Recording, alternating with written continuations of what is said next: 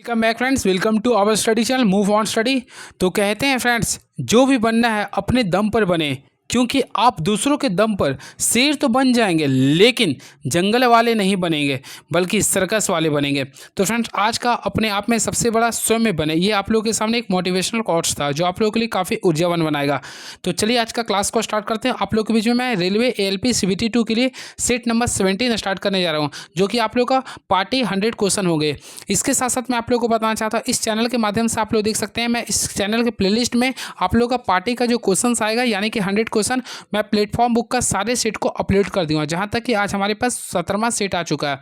और इसके पहले इसके साथ साथ पार्ट बी के लिए आप लोग का इलेक्ट्रीशियन ट्रेड आप लोग का है, तो मैं सारे इलेक्ट्रीशियन ट्रेड का 18 सेट अपलोड अब तक कर चुका हूँ। क्लियर है? तो चलिए सेट नंबर 17 को स्टार्ट करते हैं विथ कंसेप्ट के साथ, और मैं सारे क्वेश्चन को डिस्कस करूंगा। तो चलिए देखते हैं क्वेश्चन क्या आपका। पहला क्वेश्चन ये रहा, ओजोन परत की मोटाई किस इकाई से मापी जाती है? तो फ्रेंड्स, सबसे पहले आप लोग को मैं बताना चाहता हूँ, देखिए इसका राइट आंसर होगा डॉप्सन होगा। क्या होगा ये? डॉप्सन। तो राइट आंसर होगा डॉप्सन यूनिट। याद रखिएगा, ओजोन परत की मोटाई को डॉप्सन इकाई से मापा जाती है। बातें करना चाहते हैं एक डॉप्सन यूनिट का। सबसे पहले याद रखिए, एक डॉप्सन यूनिट का जो वैल्यू होता है, इस चीज़ को आप लोग याद कर लीजिएगा। तो एक डॉप्सन यूनिट का जो वैल्यू होता है 2.69 इंटू 10⁻20 होता है। क्या होता है? 10⁻20 होता है। और मोस्टली आप लोग पता है ओजोन का सूत्र क्या होता है? O3। तो O3 पर मीटर स्क्वायर होता है। इस चीज़ को आप लोग याद कर लीजिए। क्लियर है? बातें करना चाहते हैं ओजोन का। तो फ्रेंड्स, सबसे पहले याद रखें, ओजोन जो होता है वह ऑक्सीजन के 3 अणु का एक अपरूप होता है, यानी कि ऑक्सीजन के 3 परमाणुओं से मिलकर बना एक गैस होता है। क्लियर है? और यह आप लोग का जो होता है वह समताप मंडल में, यानी कि इसका जो अधिकतम पार्ट्स होता है वह समताप मंडल में, यह पृथ्वी के समताप मंडल में पाई जाती है। और समताप मंडल में 85% पाई जाती है। क्लियर है? बाकी 15% यह जो पाई जाती है वह क्षोभ मंडल में पाई जाती है। किस मंडल में पाई जाती है? क्षोभ मंडल में पाई जाती है। तो क्षोभ मंडल में 15% पाई जाती है। क्लियर है? इसके साथ साथ याद रखिएगा, ओजोन परत को सर्वाधिक नुकसान जो होता है वह क्लोरोफ्लोरोकार्बन यानी जिसे बोलते हैं CFC से होती है। अब ओजोन परत के बचाव के लिए एक मॉन्ट्रियल प्रोटोकॉल हुआ था, जो कि 16 सितंबर, मैं लिख देता हूँ, 16 सितंबर 1987 को हुआ था। ये हुआ था आप लोग को कनाडा के मॉन्ट्रियल में होता। इस वजह से 16 सितंबर को प्रत्येक वर्ष हम लोग ओजोन दिवस मनाते हैं। क्लियर है? चलिए नेक्स्ट क्वेश्चन, इसी में बातें करना चाहते हैं डेसिबल का। तो ऑलरेडी फ्रेंड्स आप लोगों को पता होगा, ध्वनि की गुणवत्ता का ऐसा ही मात्रक क्या होता है? डेसिबल। चलिए, सॉरी, ध्वनि की तीव्रता की। नेक्स्ट क्वेश्चन, निम्नलिखित में से गलत कथन का चयन करना है। तो फ्रेंड्स, आप लोग को गलत कथन को चूज करना है। देखिए, गुरुत्वीय त्वरण पिंड का रूप, आकृति व द्रव्यमान पर निर्भर नहीं करता है। देखिए फिर लिख रहा, देखिए गुरुत्वीय त्वरण पिंड के रूप, आकृति एवं द्रव्यमान पर निर्भर नहीं करता। फिर लिख रहा, गुरुत्वीय त्वरण ध्रुवों पर अधिकतम होता है, गुरुत्वीय त्वरण भूमध्य रेखा पर निम्नतम होता है। सबसे पहले मैं आप लोग को जो बताने जा रहा हूँ उस पर फोकस कीजिएगा। देखिए, गुरुत्वीय त्वरण के रिगार्डिंग मैं आप लोग को बताना चाहता हूँ। अगर आप लोग देखे होंगे, सबसे पहले मान लीजिए आपका ये सर्कल पृथ्वी है। क्लियर है? इसमें आप लोग को 3 कंसेप्ट पे फोकस करना पड़ेगा, जो मैं आप लोग को बताने जा रहा हूँ। सबसे पहला कंसेप्ट ये रखिएगा, पृथ्वी के केंद्र पर जी का जो मान होता है वह 0 होता है। सबसे पहला कंसेप्ट याद रखिएगा, पृथ्वी के केंद्र पर जो जी का मान होता है वह 0 होता है। क्लियर है? इसके बाद साथ आप लोग को सेकंड कंसेप्ट ये याद रखना है, इसके ध्रुव पर इसका सबसे अधिकतम वैल्यू होता है। यानी कि देखिए, अगर आप लोग इसका केंद्र की बात, कलर को चेंज कर देता हूँ। देखिए, सबसे पहले बात ही करना चाहता है सेंटर का। तो यहाँ पे सेंटर पर वैल्यू 0 होता है, वह इक्वेटर पर। तो याद रखिए, इक्वेटर पर विषुवत रेखा पे जो इसका वैल्यू होता है 9.780 होता है। क्या होता है? 9.780 होता है। ये प्रीवियस ईयर LLP CBT 2 में पूछा गया था। और यहाँ पे पोल का, तो पोल पर जो वैल्यू होता है इसका 9.8832 होता है। इस चीज़ को याद रखिएगा। यानी इससे आप लोग ये भी आप लोग पता कर सकते हैं, यदि कोई वस्तु इक्वेटर से पोल की ओर जाता है तो इसका मान क्या होता है? इंक्रीज करता है। क्या करता है? ये इंक्रीज करता है। क्लियर है? और सबसे अधिकतम ये वैल्यू कहाँ पे होता है? P पे। ऑलरेडी आप लोग देख सकते हैं। और सबसे कम यानी कि सेंटर पे क्या होता है? इसका वैल्यू 0 होता है। क्लियर है? अब भूमध्य रेखा पे क्या होता है? निम्नतम होता है, यानी न्यूनतम होता है। ये सारी चीज़ों को आप लोग याद रखते हैं। और वही इक्वेटर से ऊपर जाते तो वैल्यू बढ़ता है, ऊपर जाते तो वैल्यू बढ़ता है। क्लियर? इस चीज़ को आप लोग को ध्यान में रखना पड़ेगा। चलिए अब क्वेश्चन के अकॉर्डिंग देखते हैं। पहला लिख रहा, गुरुत्वीय त्वरण पिंड के रूप में आकृति एवं द्रव्यमान पर निर्भर नहीं करती है।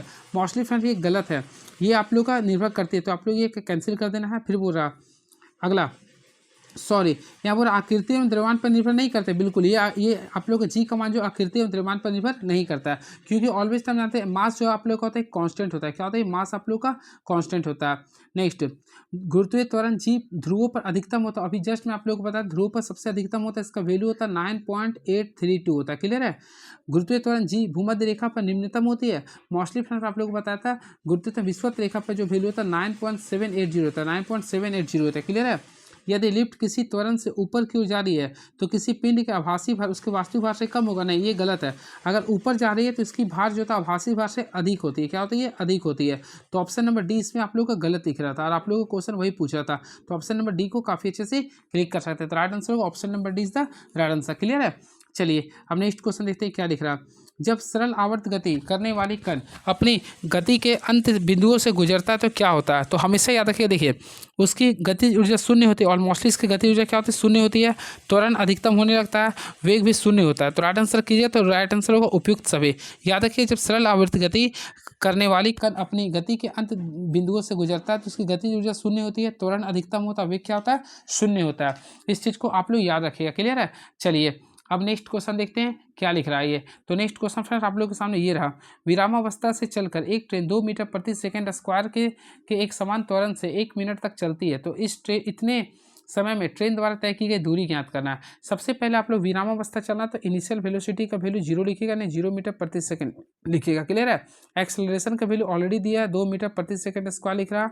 फिर टाइम, तो टाइम लिख रहा है 1 मिनट, तो 1 मिनट बराबर कितना होता है? 60 सेकेंड होता है। वो आप लोग सॉल्व कीजिएगा। तो फ्रेंड्स सॉल्व करते देखिए, आप लोग को निकालना है तय की गई दूरी। तो ऑलमोस्टली हम लोग क्या करेंगे? गति का दूसरा समीकरण का यूज करेंगे। तो हम लोग फॉर्मूला आता है यूटी प्लस क्या होता है? हाफ AT स्क्वायर होता है। अब यूज किए, यू का वैल्यू 0 का, तो 0 को टी से गुना किए 0 आएगा, प्लस हाफ कर देंगे ए। तो फ्रेंड्स ए का वैल्यू देखिए 2 है, टी का वैल्यू कितना था? तो टी का वैल्यू 60 था, तो 60 को डबल टाइम्स मल्टीप्लाई कर देंगे। 2 को 2 से कैंसिल कर दिए, तो इसका वैल्यू कितना आ रहा है? 3600। तो राइट आंसर आएगा 3600 मीटर, यानी ऑप्शन नंबर जाएगा। तो ऑप्शन नंबर 3600 मीटर, यानी ऑप्शन नंबर बी को क्लिक कर दिया, यानी option number B is the right answer. चलिए and very next question is now, निम्नलिखित कण एक ही गति ऊर्जा के साथ चल रही है। निम्नलिखित कण एक ही गति ऊर्जा के साथ चल रहे हैं, तो उनमें से सबसे अधिक संवेग किसका होगा? हमेशा याद रखिएगा, निम्नलिखित कण एक ही गतिज ऊर्जा के साथ साथ सबसे अधिक संवेग किसका होगा? ऑप्शन लिख रहा है इलेक्ट्रॉन, प्रोटॉन, न्यूट्रॉन या फिर ड्यूट्रॉन या अल्फा कण। हमेशा याद रखिए, कण एक ही गतिज ऊर्जा के साथ चल रहे हैं तो सबसे अधिक संवेग जो होता है वह इलेक्ट्रॉन का होता है। किसका होता है फ्रेंड्स? इलेक्ट्रॉन का। तो ऑप्शन अगर देखना चाहते हैं तो ऑप्शन नंबर ए को क्लिक कर दिया, यानी इलेक्ट्रॉन का होगा। क्लियर है? इसके साथ साथ ऑलमोस्टली आप लोग जानते होंगे संवेग क्या होता है। तो आप लोग मैं बताता हूँ, संवेग जो होता है the product of mass and velocity, यानी कि मास और वेलोसिटी, यानी द्रव्यमान मास और वेग के गुणनफल को संवेग कहते हैं। ये याद रखिए, एक प्रकार का सदिश राशि। क्लियर है? चलिए नेक्स्ट क्वेश्चन, भौतिक विज्ञान में किए गए कार्य को परिभाषित किया जाता है। सबसे पहले बोला विज्ञान में हम लोग कार्य को कैसे विभाजित करेंगे, परिभाषित करेंगे। किसी वस्तु पर कार्यरत बल जब वस्तु को विस्थापित नहीं कर पाती है, देखिए जब विस्थापित नहीं करेगी तो वस्तु को कार्य ही नहीं होगा, तो ये ऑप्शन पहला कैंसिल हो जाएगा। क्लियर है? सेकेंड, विस्थापित वस्तु द्वारा, बिल्कुल विस्थापित वस्तु के द्वारा होगा। वस्तु पर कार्यान्वित बल द्वारा, तो ऑलमोस्टली फ्रेंड्स कार्यान्वित बल द्वारा भी होता है, उपरोक्त सभी नहीं होगा क्योंकि पहला आप लोगों का कैंसिल था। तो ऑप्शन 2 और 3 होगा। तो ऑप्शन के अकॉर्डिंग ऑप्शन 1 कीजिए, यानी कि 2 और 3 होगा। क्लियर है? तो कोई भी कार्य W, तो फ्रेंड W का फॉर्मूला क्या होता है? F गुना S होता है। तो हमेशा याद रखिएगा, जब तक इसमें डिस्प्लेसमेंट नहीं होगा, तब तक कभी कार्य नहीं होता। क्लियर है? तो राइट आंसर कीजिएगा तो ऑप्शन नंबर ए को कीजिएगा। इसके साथ साथ देखिए इसमें एंगल बनता है, तो ऑलमोस्टली इसमें कोसाइन एंगल बनता है। तो कोसाइन एंगल जब बनता है तो थीटा का 3 जगह पे वैल्यू होता है। सबसे पहले अगर थीटा 0 डिग्री होता है तो हमेशा होता है पॉजिटिव होता है। अगर थीटा 90 डिग्री हो रहा तो ये होता है आप लोग का 0, और वही अगर थीटा आप लोग का 180 डिग्री होता है तो ये आप लोग का नेगेटिव होता है। क्लियर है? चलिए नेक्स्ट क्वेश्चन, जल पृष्ठ पर लोहे के टुकड़े के ना तैरने का कारण क्या है? तो फ्रेंड्स याद रखिएगा, जल पृष्ठ पर लोहे के टुकड़े का ना तैरने के कारण है लोहे द्वारा विस्थापित जल का भार लोहे के भार से कम होना। तो ऑलमोस्टली इसका राइट आंसर कीजिए तो ऑप्शन नंबर ए को क्लिक कर दीजिए, यानी राइट आंसर होगा option number A is the right answer. और याद रखिए, किसी का भी घनत्व, याद कि देखिए जल का घनत्व क्या होता है? 1 ग्राम पर सेंटीमीटर क्यूब होता है। क्लियर है? अगर किसी वस्तु का घनत्व जल के घनत्व से कम है, यानी कि आप लोग का जल का ज़्यादा है, तो वो हमेशा वस्तु तैरेगी। ठीक है? और अगर आप लोग का जल के कंपेरिजन में अगर अधिक है तो वो वस्तु डूब जाएगी। क्लियर है? और अगर वस्तु के बराबर है तो वह ऊपर छपल जाती है। नेक्स्ट क्वेश्चन, ललिता 6 मीटर प्रति सेकंड चल रही है। ललिता 6 मीटर प्रति सेकंड चल सकती है और 25 मीटर प्रति सेकंड पर साइकिल चला सकती है। यातायात के दोनों माध्यम का प्रयोग करते हुए उसे 650 मीटर की दूरी तय करने में 45 सेकंड लगता है। तो ललिता ने कितने समय साइकिल चलाई? देखिए यहाँ पे सॉल्व करना है। यहाँ पे आप लोग को दो तरीका यूज करना पड़ेगा। सबसे पहले मान लीजिए कि ललिता ने x सेकंड चलाई। सबसे पहले क्या था 25 मीटर पर सेकंड, तो 25 मीटर पर सेकंड मान लिया, यानी x से गुना कर दिए। अब टोटल कितना था फ्रेंड्स, तो 25 सेकंड लगा रहा 45, तो हम लोग 45 माइनस क्या करेंगे x कर देंगे। अब इसको कितना से मल्टीप्लाई करेंगे 6 से। टोटल डिस्टेंस कितना सॉल्व करा था 650। देखिए ऑलमोस्टली मैं आप लोग बताना चाहता हूँ, अब आप लोग पढ़े होंगे टोटल दूरी का फॉर्मूला क्या होता है, दूरी पर क्या होता है चाल गुना समय होता है। तो फ्रेंड्स आप लोग को यहाँ पे बताना चाहता हूँ, सबसे पहले आप लोग को देखिए चाल गुना समय होता है, तो समय पहला आपको पता नहीं है, तो हम लोग को पहला मान लिया कि आप लोग एक्स मान लिया, क्या मान लिया ललिता के द्वारा एक्स सेकंड चला गया, तो समय एक्स मान लिया। तो पहला आप लोग को देख सकते हैं 25 मिनट तक लिया, 25 कर देंगे, फिर सेकंड को हम लोग जोड़ देंगे, टोटल देखिएगा तो 45 सेकंड था। तो हम लोग क्या करेंगे अगला में 45 माइनस एक्स कर देंगे इनटू, इसमें अगर आप लोग देखिए तो सेकंड का वैल्यू लिख रहा था 6 लिख रहा। अब आप लोग इसको सॉल्व कीजिएगा, तो फ्रेंड्स मोस्टली अगर आप लोग सॉल्व किए तो एक्स का जो वैल्यू आएगा 20 सेकंड आएगा। कितना आएगा ये 20 सेकंड। तो ऑप्शन के अकॉर्डिंग जाइए, तो ऑप्शन नंबर आप लोग को बी को क्लिक करना पड़ेगा, यानी option number B is the right answer. Next question देखते हैं, नेक्स्ट क्वेश्चन क्या लिख रहा है। ये 3 अंकों की एक संख्या ABC है जिसमें A 100वें स्थान पर, B 10वें स्थान पर, C इकाई के स्थान पर। इस संख्या को ABC के रूप में पुनः लिखा गया और इसे 7, 11, 13 लघुत्तम समापवर्तन से विभाजित किया, तो परिणामी क्या होगा। हमेशा याद रखें इसका मैथ्स का क्वेश्चन है ये। तो देखिए अगर किसी संख्या को 7, 11, 13 से अगर हम लोग विभाजित करते हैं तो जो नेक्स्ट भी संख्या होता है सेम आता है, 7, 11, 13 ही आएगा। क्लियर है, तो यानी ABC आप लोग का है, तो आप लोग का राइट आंसर ABC ही रहेगा, यानी कि ऑप्शन नंबर ए को क्लिक कर सकते हैं। चलिए नेक्स्ट क्वेश्चन ये रहा, तो नेक्स्ट क्वेश्चन देखते हैं हमारे बीच में क्या लिख रहा है ये। तो नेक्स्ट क्वेश्चन आप लोग के सामने ये रहा, देखिए टाइम एंड वर्क का क्वेश्चन आ चुका है, देखते हैं सॉल्व करते हैं, बताते हैं किससे बनाएगा ये। A और B एक साथ मिलकर एक कार्य को 20 दिनों में कर सकते हैं, B और C मिलकर उसी कार्य को 30 दिनों में कर सकते हैं, और C और A मिलकर उसी कार्य को 24 दिनों में कर सकते हैं। B अकेले उस काम के भाग को कितने भाग को कितने समय पूरा करें, बी के बारे में और मोस्टली पूछ रहा। तो फ्रेंड्स सबसे पहले हम लोग क्या करेंगे, देखें A प्लस बी का, तो अगर आप लोग देखेंगे तो A प्लस बी, तो A प्लस बी का बोल रहा था 20 बोल रहा, उसी प्रकार हम लोग B प्लस सी देखेंगे, तो B प्लस सी का बोल रहा है आप लोग का 30 दिन लिख रहा, उसी पर हम लोग देखेंगे C प्लस ए का, तो C प्लस ए का देखिएगा तो 24 डेज है। क्लियर है, अब टोटल वर्क निकालेंगे तो ऑलमोस्टली आप लोग निकालेगा, टोटल वर्क आप लोग के बीच में आएगा 120 आएगा। और हम लोग क्या करेंगे फ्रेंड, देखिए टोटल है तो एफिशिएंसी निकालेंगे, तो A प्लस बी मिलकर टोटल 6 कार्य करेगा, B प्लस सी मिलकर 4 करेगा, और C प्लस ए मिलकर 5 दिन करेगा। क्लियर है, तो हम लोग देखिए यहाँ पे ए भी 2 बार है, बी भी 2 बार है, यानी 2 को कॉमन लेंगे, 2 into A plus B plus C, इसका अगर वैल्यू देखेंगे तो टोटल 6 4 10 15, यानी 15/2 आ रहा। अब इसको वैल्यू अगर सॉल्व किया तो 7.5 आ रहा, यानी कि फ्रेंड 7.5 कार्य हो रहा। क्लियर, अब देखिए टोटल कार्य कितना हो रहा, तीनों मिला के 7.5 हो रहा। आप लोग का स्पेशलिस्ट निकालना था बी का, तो हम लोग ऐसा करेंगे जिसमें बी नहीं है, तो देखिए C प्लस ए में जाएगा, तो C प्लस ए का एफिशिएंसी कितना था 5 था, तो हम लोग क्या करेंगे 7.5 में से हम लोग 5 को माइनस करेंगे, होपफुली कितना आएगा 2.5, तो 2.5 आपको वैल्यू आ रहा। अब टोटल कार्य कितना था 120 था, तो 120 को हम लोग क्या करेंगे 2.5 से, यानी 2.5 से इसको क्या करेंगे डिवाइड करेंगे, ऑलमोस्टली इसको डिवाइड किए तो 48 आएगा। क्या आएगा 48। अब बोल रहा बी अकेले उस काम के कितने भाग को पूरे कर पाएंगे, तो देखिए 48 हो गया, और टोटल काम में कितना था, तो बी अकेले उस काम को, तो फ्रेंड्स यहाँ पे बी के अकेले बार रहा, तो यहाँ पे हम लोग देखेंगे तो बी द्वारा 2/3 काम करने में लगा समय, तो हम लोग पूरे काम कितना था 2/3 था, तो हम लोग इसका 2/3 के लिए निकालेंगे। तो यहाँ पे अगर आप लोग सॉल्व करते तो क्या आएगा 16 3 48, 16 दूनी 32, तो ऑप्शन नंबर देखिए तो 32 आप लोग का दिन आएगा, तो ऑप्शन के अकॉर्डिंग निकालिए तो 32 इसका राइट आंसर आएगा। क्लियर है, अब देखिए मैं आप लोग को इसमें एक और कंसेप्ट देना चाहता हूँ, जब भी स्टेप्स का क्वेश्चन आता है तो आप लोग को इसमें देखिए, इसमें आप लोग को जो क्वेश्चन लिख रहा था बी द्वारा, हाँ बिल्कुल सही है, ठीक है, तो राइट आंसर आएगा 32 दिन। ठीक है, चलिए नेक्स्ट क्वेश्चन।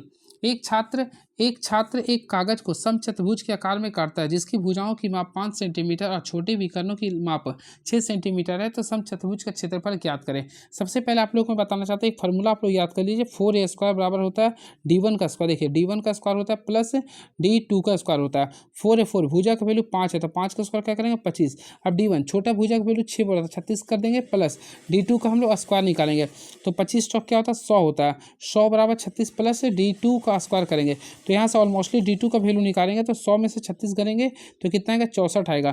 तो फ्रेंड्स हम लोग यहाँ पे केवल D का वैल्यू निकालेंगे तो 64 का अंडरलाइन कर देंगे तो ऑलमोस्टली अंडर रूट कर देंगे तो कितना आएगा 8 सेंटीमीटर। क्या आएगा 8 सेंटीमीटर। तो बोला इसका क्षेत्रफल निकालना है। तो ऑलमोस्टली मैं आप लोगों को बताता हूँ समचतुर्भुज का क्षेत्रफल का फॉर्मूला होता है हाफ गुना विकर्णों का गुणनफल यानी D1 गुना D2 होता है। तो हाफ लिख देंगे। D1 का अगर आप लोग वैल्यू देखेंगे तो आप लोग के बीच में ये लिख रहा था 6 और D2 का वैल्यू अभी जस्ट मैं आप लोग के बीच में कितना लाया था 8 लाया था। तो इसको सॉल्व कीजिए तो 8 दिया कितना होता है 24 यानी कि 24 सेंटीमीटर स्क्वायर इसका राइट आंसर। तो ऑप्शन में जाते हैं तो ऑप्शन नंबर बी को क्लिक कर सकते हैं। क्लियर है। चलिए नेक्स्ट क्वेश्चन। अरुणा एक वस्तु को एक निश्चित मूल्य पर बेचती है। यदि वह उसे उसके विक्रय मूल्य के 3/5 मूल्य पर बेचती है तो उसे 20% की हानि होती है। जब वह उसे उसके मूल विक्रय मूल्य के 30% मूल्य पर बेचती है तो उसे प्राप्त होने वाला लाभ प्रतिशत कितना होगा। देखिए आप लोग को अगर आप लोग बनाते देखिए अरुणा, इस क्वेश्चन को मैं फिर एक ट्रिक से बता दूंगा, वेट कीजिए थोड़ा सा। देखिए अगला क्वेश्चन, रेखा चित्र में दिखाई गई रेखा AB क्या है। तो फ्रेंड्स याद रखिए, देखिए आप लोग को जो चित्र दिखा रहा है इसमें AB की रेखा पूछ रहा, तो ऑलमोस्टली एक प्रकार का देखिए एक ही बिंदु पे टच करता है, उसे हम लोग क्या बोलते हैं टेंजेंट रे। तो टेंजेंट रे है नहीं है तो है ऑप्शन बिल्कुल, तो ऑप्शन नंबर D को क्लिक कर दिया यानी टेंजेंट रे होगा। क्लियर है। चलिए अब देखते हैं आप लोग क्वेश्चन और मैं बताता हूँ 1 मिनट। तो फ्रेंड्स मैं आप लोगों को बताया था इसका, देखिए जो भी बिंदु एक यानी कोई सर्कल है, देखिए सबसे पहले आप लोग पढ़े होंगे क्लास 10th का कंसेप्ट है ये। मान लीजिए ये सर्कल है। क्लियर है। अगर इससे अगर कोई एक बिंदु टच करता है, देखिए अगर एक ही लाइन पे टच करता है तो उसे हम लोग बोलते हैं टेंजेंट रे। क्या बोलते हैं इसे टेंजेंट रे बोलते हैं। वही अगर 2 बिंदु को टच करता है उससे बोलते हैं छेदक रेखा या स्कंट रे। तो राइट आंसर होगा ऑप्शन नंबर D को क्लिक कर दीजिए। क्लियर है। तो option number D is the right answer. चलिए अब नेक्स्ट क्वेश्चन देखते हैं क्या लिख रहा है ये। तो फ्रेंड्स नेक्स्ट क्वेश्चन आप लोग भी चाहिए रहा, क्लाइनोमीटर सामान्यता के लिए प्रयुक्त किए जाते हैं। सबसे पहले याद रखिए क्लाइनोमीटर, तो क्लाइनोमीटर कोणीय मापन के लिए प्रयुक्त होते हैं। किसके लिए होते हैं कोणीय मापन के लिए। तो ऑप्शन के अकॉर्डिंग जाते हैं तो ऑप्शन नंबर C को क्लिक कीजिएगा यानी option number C is the right answer. Clear है। देखिए बातें करना चाहते हैं क्लाइनोमीटर के बारे में। होपफुली यह एक प्रकार का मात्रक यंत्र होता है जिसमें स्प्लिट लेवल की सहायता से कोण को मापा जाता है। क्लियर है। इसे इनक्लिनिक मीटर भी कहते हैं। चलिए अब नेक्स्ट क्वेश्चन देखते हैं क्या लिख रहा है ये। बातें करना चाहते हैं हम लोग नेक्स्ट क्वेश्चन का, A1 ड्राइंग शीट का क्या परिमाण होता है। सबसे पहले बातें करना चाहते हैं A1 का। देखिए यहाँ पे पहला कंसेप्ट हम लोग बातें करना चाहेंगे A1 के लिए। तो देखिए सबसे पहले A0 से आप लोग लिखिएगा। तो ऑलमोस्टली A0 का जो साइज होता है आप लोगों को मैं बताया था 8/4 यानी 841 गुना 1189 mm कीजिएगा। उसके बाद आप लोग A1 करते हैं तो देखिए ये आप लोग का जो हाइस्ट वैल्यू होता है इसका हाफ कर दीजिएगा यानी कि यहाँ पे आएगा कितना 597 इंटू 841 कर दीजिएगा। फिर हाइस्ट वैल्यू को हाफ कर दीजिएगा तो ऑलमोस्टली क्या आएगा यानी 841 को हाफ कीजिए तो 420 आएगा और यहाँ पे 597 का। यही आप लोग का चलते रहता है। आप लोग क्वेश्चन फोकस कीजिए। आप लोग का A1 बोल रहा था तो ऑलमोस्टली मैं आप लोग को बताया था क्या होगा 594 गुना 841 mm होगा। तो ऑप्शन नंबर B को काफ़ी अच्छे से क्लिक कर सकते हैं। क्लियर है। इसके साथ साथ याद रखिएगा ड्राइंग शीट की लंबाई और चौड़ाई। देखिए ड्राइंग शीट की लंबाई या चौड़ाई का जो रेशियो होता है 1:√2 होता है। 1:√2 होता है। कहीं कहीं आप लोग देखिएगा इसका वैल्यू देता है √2:1। ये भी आप लोग लिख सकते हैं क्योंकि देखिए ऑलरेडी आप लोग पढ़े होंगे लेंथ इंटू ब्रेथ है तो इसका लिखते हैं 1:√2 लिखते हैं। तो अगर आप लोग इसको दोनों साइड √2 से मल्टीप्लाई करते हैं तो ऑब्वियसली फ्रेंड्स क्या होगा √2 रेशियो क्या होगा 2। तो इस टाइप से भी आ सकता है पेपर में। क्लियर है। कहीं कहीं आप लोग देखिएगा √2:2 भी लिखता है तो ये भी आप लोग का चल सकता है 1, तो ये भी चल सकता है। नेक्स्ट क्वेश्चन, एक निश्चित कोड भाषा में कंप्यूटर को DPNQVUFS लिखा जाता है। कीबोर्ड को देखिए इस टाइप से लिख रहे हैं तो पूरा उसी कोड भाषा में माउस को क्या लिखेंगे। देखिएगा MC के बाद क्या आता है D यानी सारे में इंक्रीज करें। O के बाद क्या आता है P, M के बाद N, P के बाद Q। देखिए तो उसी पर M के बाद क्या आएगा फ्रेंड N आएगा, O के बाद क्या आएगा P, U के बाद क्या आएगा V, S T E F। तो आप लोग इस टाइप से सॉल्व कर सकते हैं यानी ऑप्शन के अकॉर्डिंग जाएगा तो ऑप्शन नंबर D को काफ़ी अच्छे से क्लिक करना पड़ेगा। नीचे दिए गए विकल्पों में से निम्नलिखित श्रृंखला से लुप्त संख्या का मान ज्ञात करना है। आप लोग को लुप्त संख्या निकालना है फ्रेंड। तो देखिए सबसे पहले 84 में से हम लोग 55 को माइनस करेंगे तो आप लोग के बीच में -29 आएगा। फिर 55 में से 86 को ऐड करेंगे तो कितना आ रहा है 31 आ रहा। फिर देखिए 37 आ रहा, फिर 41 आ रहा। फिर आप लोग क्या करें -43 करें यानी 90 में से 43 को माइनस करेंगे तो 47 आप लोग का आंसर आएगा यानी option number C is the right answer. ये देखिए मच्छर, छत्ता, कुत्ता, कुत्ता घर, चमगादड़। ऑलमोस्टली आप लोग इसमें बैठा सकते हैं। देखिए आप लोग को ध्यान देना है। देखिए इसमें जो आप लोग का इंक्रीज कर रहा था ना ये अभाज्य संख्या से इंक्रीज कर रहा था। देखिए तो 18वां नंबर अगर क्वेश्चन सॉल्व करते हैं तो राइट आंसर ऑलमोस्टली अपने आता है चमगादड़ कहाँ रहता है गुफा में रहता है। कहाँ रहता है ये गुफा में। क्लियर है। जिस प्रकार मधुमक्खी कहाँ पे रहता है छत्ता में रहता है, कुत्ते का निवास स्थल क्या होता है कुत्ता घर बोलते हैं, उसी प्रकार चमगादड़ गुफा में रहता है। नेक्स्ट क्वेश्चन, इसको आप लोगों को सॉल्व खुद से कीजिएगा। तो फ्रेंड्स इसमें आप लोगों को इंटरचेंजिंग जो करना है आप लोगों को 6 और 8 को करना पड़ेगा, 6 और 8 को करना होगा। क्लियर है। चलिए नेक्स्ट क्वेश्चन इज नाउ। तो नेक्स्ट क्वेश्चन आप लोग को देखते हैं क्वेश्चन नंबर 14 क्या लिखा, 20 क्या लिख रहा है, ये लिख रहा है वेन डायग्राम का क्वेश्चन आ चुका। देखिए सबसे पहले आप लोग को चित्र बनाना होगा, ये किसमें सूटेबल होगा, ये आप लोग को यानी कि पूरा लिख रहा फल केला अंगूर। देखिए मान लीजिए फल आ गया, तो फल में तो फ्रेंड्स केला और अंगूर आ गया, तो ऑप्शन नंबर ए को ही कर दीजिए क्लिक, पहला ऑप्शन ही सही है। नेक्स्ट क्वेश्चन, दो समांतर धारावाहिता जिसमें एक ही दिशा में विद्युत धारा प्रवाहित हो रही है एक दूसरे को आकर्षित है, तो इसके आकर्षित करती है, तो इसका कारण क्या है। सबसे पहले याद रखिएगा दो समांतर धारावाहिता जिसमें एक ही दिशा में विद्युत धारा प्रवाहित होती है वह एक दूसरे को आकर्षित करती है। क्या करती है, एक ही दिशा में प्रवाहित होगी तो हमेशा क्या करेगा, एक दूसरे को आकर्षित करती है। तो इसके पीछे सबसे बड़ा जो कारण होता है उसके बीच के बीच चुंबकीय बल, यानी उसके बीच चुंबकीय बल जो लगता है इसकी वजह से होता है। Right answer option number D को काफ़ी अच्छे से क्लिक कर सकते हैं। क्लियर है। चलिए and very next question is now.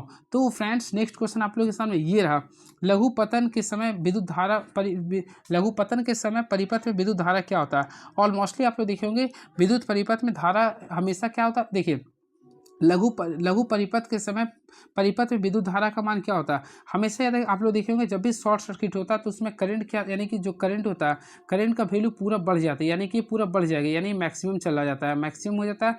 वही बातें करना चाहते हैं रेजिस्टेंस का, तो रेजिस्टेंस आप लोग को जीरो आता है, और वोल्टेज का भी मान क्या होता है फ्रेंड, जीरो आता है, घट जाता है। तो राइट आंसर कीजिए तो ऑप्शन नंबर ए, यानी कि बहुत ज़्यादा बढ़ जाती है विद्युत धारा। क्लियर है, तो ऑप्शन नंबर ए को क्लिक कर सकते हैं। क्लियर है।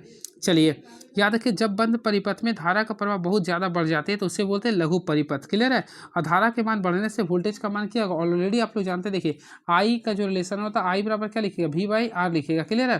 तो इसमें याद रखिएगा आई बराबर वी, हाँ तो इसमें याद रखिएगा धारा का मान बढ़ने से, धारा का मान बढ़ने पर वोल्टेज का मान क्या होता है। देखिए आप लोग को रिलेशन में बताया था वी इज डायरेक्टली क्या होता है, आई होता है। तो ये अगर बढ़ रहा तो आई भी क्या होगा, बढ़ेगा। लेकिन यहाँ पे वी बराबर आई आर भी लिख सकते हैं आप लोग। क्लियर है। देखिए वी बराबर क्या होता है, आई आर होता है ना। तो यहाँ से देखिएगा अगर आई का इक्वेशन निकालना तो ऑलमोस्टली आप लोग क्या लिखिए, वी बटा आर लिखिएगा। तो आई बढ़ रहा तो वी बढ़ेगा, लेकिन आर क्या होगा, कम होगा। चलिए अब नेक्स्ट क्वेश्चन देखते हैं क्या लिख रही है। प्रेरित विद्युत वाहक बल का परिमाण चुंबकीय फ्लक्स में समय के साथ होने वाले परिवर्तन की दर किसके बराबर होता है। तो मैं आप लोगों को बताना चाहता हूँ प्रेरित विद्युत वाहक बल का परिमाण चुंबकीय फ्लक्स में समय के साथ होने वाले परिवर्तन के बराबर होता है। ये जो आप लोग का होता है फैराडे का नियम होता है। क्या होता है, ये फैराडे का विद्युत चुंबकीय नियम होता है। यानी ऑप्शन नंबर जाएगा तो ऑप्शन नंबर सी को काफ़ी अच्छे से क्लिक कर सकते हैं। क्लियर है। इसमें क्या होता है, ई इक्वल टू होता है minus D five by D T होता है, minus D five by D T होता है। क्लियर है। इस चीज़ को याद रखिएगा। वही बातें करना चाहते हैं गॉसेस थ्योरम का। तो गॉसेस थ्योरम में क्या होता है फ्रेंड, इसमें देखिए 1/एप्सिलॉन टाइम्स ऑफ द क्या होता है, चार्ज होता है किसका, क्यू का। ये होता है इसका फार्मूला, आप लोग पढ़े होंगे क्लास 12th में इलेक्ट्रोस्टैटिक्स चैप्टर में। वही लेंज, तो लेंज में हमेशा क्या कहती है, अपोज करता है। यही फार्मूला आता है इसका भी होता है minus D five by D C D T. ये अपोज जो करता है वो माइनस का सिंबल लेंज के तहत देते हैं। क्लियर है। तो चलिए राइट आंसर होगा ऑप्शन नंबर सी को क्लिक कर देंगे। क्लियर है। चलिए अगर यहाँ पे अपोजिट यानी बोलता विरोध करता है तो ऑप्शन नंबर बी लिखते हैं। नेक्स्ट क्वेश्चन, एक महिला पानी में भरी बाल्टी जिसका द्रव्यमान 4 kg है 10 मीटर गहरे कुएं से 10 सेकेंड में खींचती है तो उसके द्वारा शक्ति ज्ञात करें। सबसे पहले आप लोग को निकालना पड़ेगा शक्ति। ऑलमोस्टली आप लोग जानते हैं पी का फॉर्मूला क्या होता है, W/T होता है। पी बराबर क्या होता है, W/T होता है। तो W निकालना तो यहाँ पे देखिए mgh करेंगे ना, ऑलमोस्टली आप लोग कर लीजिए mgh/T करेंगे। अब देखिए मास, तो मास देख रहा आप लोग का 4 kg। जी का वैल्यू 10 सेकेंड, जी नहीं लिख रहा तो हम लोग जी हमेशा 10 लिखते हैं, और एच लिख रहा था 10 मीटर गहराई, टाइम लिख रहा था फ्रेंड 10 सेकेंड, तो हम लोग कैंसिल कर देंगे। तो ऑलमोस्टली इसका कितना आएगा आंसर, 40 वाट। तो राइट आंसर आएगा 40 वाट। तो ऑप्शन है बिल्कुल, तो ऑप्शन नंबर ए को क्लिक कर दीजिए, यानी option number A is the right answer. चलिए नेक्स्ट क्वेश्चन, चाल हमेशा होती है, तो हमेशा याद रखें फ्रेंड चाल जो हमेशा होती है वह पॉजिटिव होती है। क्या होती है, पॉजिटिव, यानी कि चाल हमेशा धनात्मक होती है। तो राइट आंसर कीजिए तो ऑप्शन नंबर ए को क्लिक कर दीजिएगा। कोई वस्तु देखिए चाल बराबर क्या होता है, दूरी बटा समय होता है। चाल बराबर क्या होता है फ्रेंड, दूरी बटा समय होता है, समय यानी एस। तो देखिए दूरी को हम मापते हैं मीटर में, समय को मापते हैं सेकेंड, तो मीटर प्रति सेकेंड इसका यूनिट होता है। क्लियर है। चलिए अब याद रखिएगा चाल हमेशा धनात्मक होते हैं, लेकिन वेग जो होता है ना, वेग आप लोग का धनात्मक ऋणात्मक का शून्य हो सकता है। देखिए अगर वही बातें करना चाहते हैं वेग का, तो फ्रेंड्स याद कीजिएगा वेग एक प्रकार का, सबसे पहले एक प्रकार का सदिश राशि है। क्या ये सदिश राशि है। इसमें 3 कंडीशन होता है, ये आप लोग का पॉजिटिव भी हो सकता है, नेगेटिव भी हो सकता है और शून्य भी हो सकता है। क्लियर है। और एक प्रकार का एक वेक्टर क्वांटिटी होता है। क्या होता है, ये वेक्टर क्वांटिटी होता है। और इसका फॉर्मूला लिखना चाहते हैं विस्थापन प्रति समय को बोलते हैं, विस्थापन प्रति समय को बोलते हैं। चलिए नेक्स्ट क्वेश्चन, एक डाइन किसके बराबर होता है? तो फ्रेंड्स मैं आप लोगों को बताना चाहता हूँ, सबसे पहले आप लोग जानिए एक डाइन होता क्या है। देखिए सीजीएस माता ने बोला एक डाइन किसके बराबर होता है, तो देखिए एक डाइन बराबर जो होता है 10⁻⁵ किलोग्राम मीटर पर सेकेंड होता है। सबसे पहले देखिए मैं जो कंसेप्ट बता रहा हूँ ध्यान रखिएगा। देखिए आप लोग ऑलमोस्टली पढ़े होंगे एक न्यूटन, तो देखिए एक न्यूटन, तो एक न्यूटन का जो फार्मूला होता है, एक न्यूटन बराबर होता है 10⁵ डाइन होता है। एक न्यूटन बराबर क्या होता है 10⁵ डाइन होता है। क्लियर है? इस चीज़ को सबसे पहले आप लोग को याद करना पड़ेगा।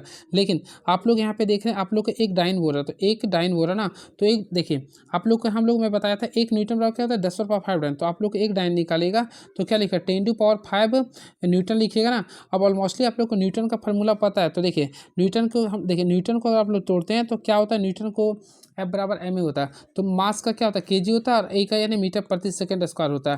तो इसी प्रकार आप लोग एक डाइन बराबर जो होगा 10⁻⁵ कर देंगे। अब न्यूटन का यूनिट न्यूटन अगर नहीं है तो सबसे पहले किलोग्राम लिखेंगे मीटर प्रति सेकंड स्क्वायर, तो ऑप्शन के अकॉर्डिंग जाएगा, तो ऑप्शन नंबर डी को क्लिक कर दिया। देखिए काफ़ी अच्छा क्वेश्चन था और मैं आप लोगों को बता दिया हूँ। क्लियर है? तो राइट आंसर होगा 10⁻⁵ kg मीटर प्रति सेकंड स्क्वायर। अगर कन्फ्यूजन है तो एक बार और मैं आप लोगों को बताना चाहता हूँ। देखिए सबसे पहले आप लोग पढ़ेंगे एक न्यूटन, तो एक न्यूटन सबसे पहले देखिए फोर्स का फॉर्मूला आप लोग ऑलरेडी पढ़ेंगे, तो फोर्स बराबर क्या होता है देखिए F बराबर ma होता है। क्लियर है? तो मास का यूनिट क्या होता है kg होता है और एक्सेलरेशन का क्या होता है मीटर प्रति सेकंड स्क्वायर होता है। वही kg मीटर प्रति सेकंड स्क्वायर को लोग बोलते हैं न्यूटन। क्या बोलते हैं? न्यूटन। ये आप लोगों को ध्यान रखना पड़ेगा। सबसे पहले याद रखें kg को, देखिए kg मीटर प्रति सेकंड स्क्वायर को बोलते हैं न्यूटन। अब याद रखिए यहाँ से एक चीज़ और आता है, देखिए एक न्यूटन, तो एक न्यूटन जो बराबर होता है 10⁻⁵ डाइन होता है, यानी एक न्यूटन बराबर होता है फ्रेंड 10⁻⁵ डाइन होता है। हम लोग का क्वेश्चन पूछा एक डाइन बराबर क्या होता है, तो ऑलमोस्टली 10⁻⁻5 न्यूटन होगा ना। अब देखिए हम लोग 10⁻⁻5 और न्यूटन का फार्मूला क्या मैं बताया था kg मीटर प्रति सेकंड स्क्वायर, तो आप लोग इस टाइप से काफ़ी अच्छे से लिख सकते हैं। यानी ऑप्शन नंबर अगर देखिएगा तो ऑप्शन नंबर डी को क्लिक कर दे, यानी राइट आंसर होगा option number D is the right answer. Clear है? चलिए अब नेक्स्ट क्वेश्चन देखते हैं क्या लिख रहा है ये। तो नेक्स्ट क्वेश्चन ये रहा, एक गैस को 80 जूल ऊष्मा दी जाती है, इसके आंतरिक ऊष्मा में 30 जूल की वृद्धि होती है, तो किया गया कार्य क्या होगा? सबसे पहले देखिए आप लोग को मैं बताना चाहता हूँ थर्मोडायनेमिक्स का रूल पढ़ेंगे, तो ये आप लोग को थर्मोडायनेमिक्स के रूल के तहत हम लोग बनाएंगे। सबसे पहले देखिए एक गैस को 80 जूल देते हैं, यानी कि DQ का वैल्यू कितना लिख रहा है आप लोग को 80 जूल लिख रहा है, मैं यहाँ पे लिख दिया हूँ। क्लियर है? इसके बाद इसका आंतरिक ऊर्जा में 30 जूल की वृद्धि होती है, तो जब भी आंतरिक ऊर्जा बोलते हैं तो देखिए डी लिखिएगा U, इंटरनली में 30 जूल का वृद्धि होती है। क्लियर है? तो वो रहा किया गया कार्य क्या होगा, तो हम लोग थर्मोडायनेमिक्स का प्रथम नियम यूज करेंगे, तो इसका फार्मूला होता है देखिए DQ बराबर होता है DU प्लस DW होता है, DU प्लस DW। ऑलमोस्टली देखिए DQ का वैल्यू कितना लिखा था 80, तो 80 लिख दिए, DU का वैल्यू 30 लिख रहा, हम लोग को क्या निकालना DW। तो फ्रेंड्स हम लोग DW का वैल्यू निकालेंगे तो 80 में से 30 को माइनस करेंगे क्या आएगा 50, तो 50 जूल इसका राइट आंसर आएगा। तो ऑप्शन है बिल्कुल, तो ऑप्शन नंबर अगर जाते हैं तो ऑप्शन नंबर 50 है, बिल्कुल ऑप्शन नंबर है हाँ, तो ऑप्शन नंबर सी को क्लिक करेंगे, यानी कि इसका जो राइट आंसर आएगा 50 joule is the right answer. और मोस्टली फ्रेंड्स आप लोग बता सकते हैं ये थर्मोडायनेमिक्स में कुल कितना नियम था, तो आप लोगों को मैं बताया था थर्मोडायनेमिक्स में कुल 3 नियम होता है। पहला जो नियम होता है उसे बोलते हैं फर्स्ट लॉ, जो कि आप लोग को ऊर्जा। चलिए नेक्स्ट क्वेश्चन देखते हैं इसमें क्या लिख रहा है ये। और फ्रेंड जो थर्मोडायनेमिक्स में एक रूल होता है जीरोथ लॉ, इसी को बोलते हैं थर्मोडायनेमिक्स का जीरो रूल, इसलिए जीरोथ उसका नाम रखा गया। चलिए नेक्स्ट क्वेश्चन, आप लोग को ये क्वेश्चन से आप लोग को ये क्वेश्चन होमवर्क के रूप में है। सबसे पहले एक रैंकिंग देखिए, यहाँ पे मैं बताता हूँ 0.726 से यहाँ पे 6 पे रैंकिंग है, तो क्या करेंगे 726 कर देंगे माइनस, जो संख्या पे रैंकिंग है ना उसे माइनस कर देंगे, और जिस संख्या पे रैंकिंग उसको 9 लिखेंगे, जिस पे नहीं उसको 0 करेंगे। आप लोग इसी तरह सॉल्व कर लीजिए पूरा को। अगर आप लोग 28 नंबर सॉल्व करते हैं तो इसका जो राइट आंसर आएगा ऑप्शन नंबर सी आएगा। नेक्स्ट क्वेश्चन देखिए, ये मैथ का क्वेश्चन है, होपफुली आप लोग बना लिए होंगे। 240 का x प्लस, ये आप लोग खुद से कीजिए, काफ़ी इजी क्वेश्चन है ये। देखिए आप लोग को ये क्वेश्चन बनाना था, ये भी आप लोग को एक समीकरण के तौर पे आप लोग बना लीजिएगा, तो इसका अगर राइट आंसर आएगा तो ऑप्शन नंबर डी आ जाएगा आंसर। चलिए क्वेश्चन नंबर 31 देखते हैं, क्वेश्चन नंबर 31 क्या लिख रहा है ये। तो क्वेश्चन नंबर 31 आप लोग के बीच ये रहा, 5% चक्रवृद्धि ब्याज की दर से 6 वर्ष में 5% चक्रवृद्धि ब्याज की दर से एक राशि 6 वर्षों में 4160 रुपये हो जाती है, तो राशि ज्ञात करना। सबसे इजी क्वेश्चन, होपफुली आप लोग बना लिए होंगे। तो देखिए कितना हो रहा है 4160 रुपये हो जा रहा है। क्लियर है? तो आप लोगों को निकालना क्या फ्रेंड्स, राशि ज्ञात करना। जब भी स्टेप्स रहेगा तो देखिए 6 वर्ष के तहत 5%, तो 6 × 30 होता है, तो जब भी अमाउंट निकालेगा तो 100 उसमें जोड़ देता है, यानी कि 130। तो याद रखिए 130% का वैल्यू आपके बीच में कितना लिख रहा 4160 4160 लिखा। आप लोग को निकालना 100% का वैल्यू, तो हम लोग क्या करेंगे, डायरेक्टली इसको गुना कर देंगे, यानी कि 4160 इंटू 100 बाई क्या करेंगे 130। तो इसको सॉल्व कीजिएगा तो 3200 इसका राइट आंसर आएगा। क्लियर है, तो ऑप्शन के अकॉर्डिंग जाइएगा, तो ऑप्शन नंबर है ऑप्शन 3200, ऑप्शन नंबर ए को क्लिक कर देंगे। चलिए नेक्स्ट क्वेश्चन, एक ड्राइंग टेबल का अंकित मूल्य 1500 है, जिसे एक थोक विक्रेता के द्वारा 18% और 15% के क्रमिक छूट पर एक खुदरा विक्रेता को बेचा जाता है। तो खुदरा विक्रेता के लिए डाइनिंग टेबल का क्रय मूल्य क्या होगा। सबसे पहले आप लोग देखिए, एक डाइनिंग टेबल का अंकित मूल्य कितना था 1500 रुपये, तो मैं 1500 लिख दिया हूँ। अब देखिए इसमें 2 को डिस्काउंट दे रहे हैं, तो 18% का डिस्काउंट देंगे तो हम लोग ऑलमोस्टली हम लोग क्या लिखेंगे 82% लेंगे, यानी 82/100 करेंगे। फिर 15% का करेंगे तो 85 बाई क्या करेंगे 100 करेंगे। अब आप लोग सॉल्व कीजिए, ऑलमोस्टली सॉल्व करते तो 1050.5 आएगा, यानी कि राइट आंसर आप लोग का ऑप्शन नंबर के अकॉर्डिंग आता है, तो ऑप्शन नंबर सी को क्लिक कीजिएगा, तो option number C is the right answer.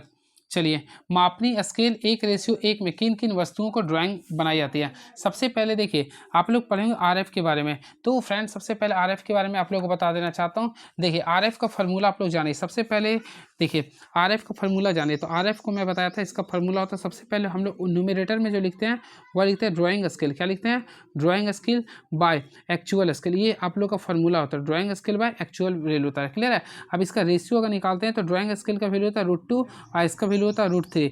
अगर आप लोग रेशियो निकालेगा तो फ्रेंड्स ये आता है आप लोग का 0.816 तक आता है लगभग में। क्लियर है, ये भी आप लोग को ध्यान में रखना पड़ेगा। तो इसी के रिगार्डिंग आप लोग को पूछ रहा, मापनी स्केल 1:1 के किन किन वस्तुओं को ड्राइंग बनाई जा सकती है। सबसे पहले 1:1 जो होता है आप लोग का मध्यम माप की वस्तु के लिए होता है। किसके लिए होती है, मध्यम माप के लिए, तो ऑप्शन नंबर बी को काफ़ी अच्छे से क्लिक कर देंगे। क्लियर है, चलिए अब मध्यम माप की वस्तुओं को ड्राइंग उसकी वास्तविक माप के बराबर होते हैं, यानी कि 1:1 क्या होगा मध्यम माप के लिए। क्लियर है, चलिए अब नेक्स्ट क्वेश्चन देखते हैं क्या लिखते हैं।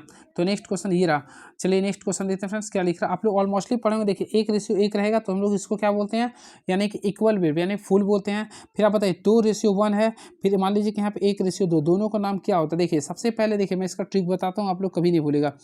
देखिए ये जो आप लोग को वैल्यू 1 है, यानी कि जो आप लोग का सेकेंड स्टेप वाला जो वैल्यू तो वो वास्तविक वैल्यू होता है। तो वास्तविक जो वैल्यू देखिए ये आप लोग के यहाँ पे 1 है, यहाँ पे क्या 2 है, तो ये लार्ज हो गया ना, बड़ा हो गया ना, तो सेकेंड वाला को हम लोग बोलेंगे इनलार्जिंग। क्या बोलेंगे, इनलार्जिंग। ये क्या होगा प्रकार का, एक प्रकार इनलार्जिंग स्केल हो गया। उस पर यहाँ पे 2 है, यहाँ पे 1 घट गया, तो इसको बोलेंगे ये रिड्यूसिंग। ये क्या बोलेंगे, रिड्यूसिंग स्केल। क्लियर है, इस टाइप से आप लोग याद कर सकते हैं। चलिए नेक्स्ट क्वेश्चन, समांतर रेखाओं की रचना निम्नलिखित में से किस उपकरण की सहायता से करते हैं। सबसे पहले याद रखिएगा समांतर रेखा यानी पैरेलल रेखा की रचना हम लोग हमेशा मिनी ड्रॉप्टर से भी करते हैं, टी स्क्वायर से भी करते हैं और सेट स्क्वायर से भी करते हैं। तो राइट आंसर किया तो ऑप्शन नंबर डी को काफ़ी अच्छे से क्लिक कर सकते हैं। चलिए नेक्स्ट क्वेश्चन, एक आइसोमेट्रिक व्यू यानी एक सममितीय दृश्य का उपयोग करते समय आप आलेखन को 3 अक्षरों के साथ एलाइन करते तो परस्पर कितना डिग्री बनाएगा। हमेशा याद रखिएगा जब भी आइसोमेट्रिक की बात करते हैं तो हमेशा आइसोमेट्रिक में 120 डिग्री का एंगल बनता है। कितना डिग्री बनता है, 120 डिग्री, और ये तीनों आपस में हमेशा 120 डिग्री के अच्छे झुके होते हैं। क्लियर है, चलिए अब याद रखिए इसके क्षैतिज रेखा जो होता है 30 डिग्री को बनता था, ऊर्ध्वाधर रेखा लंबवत होती है।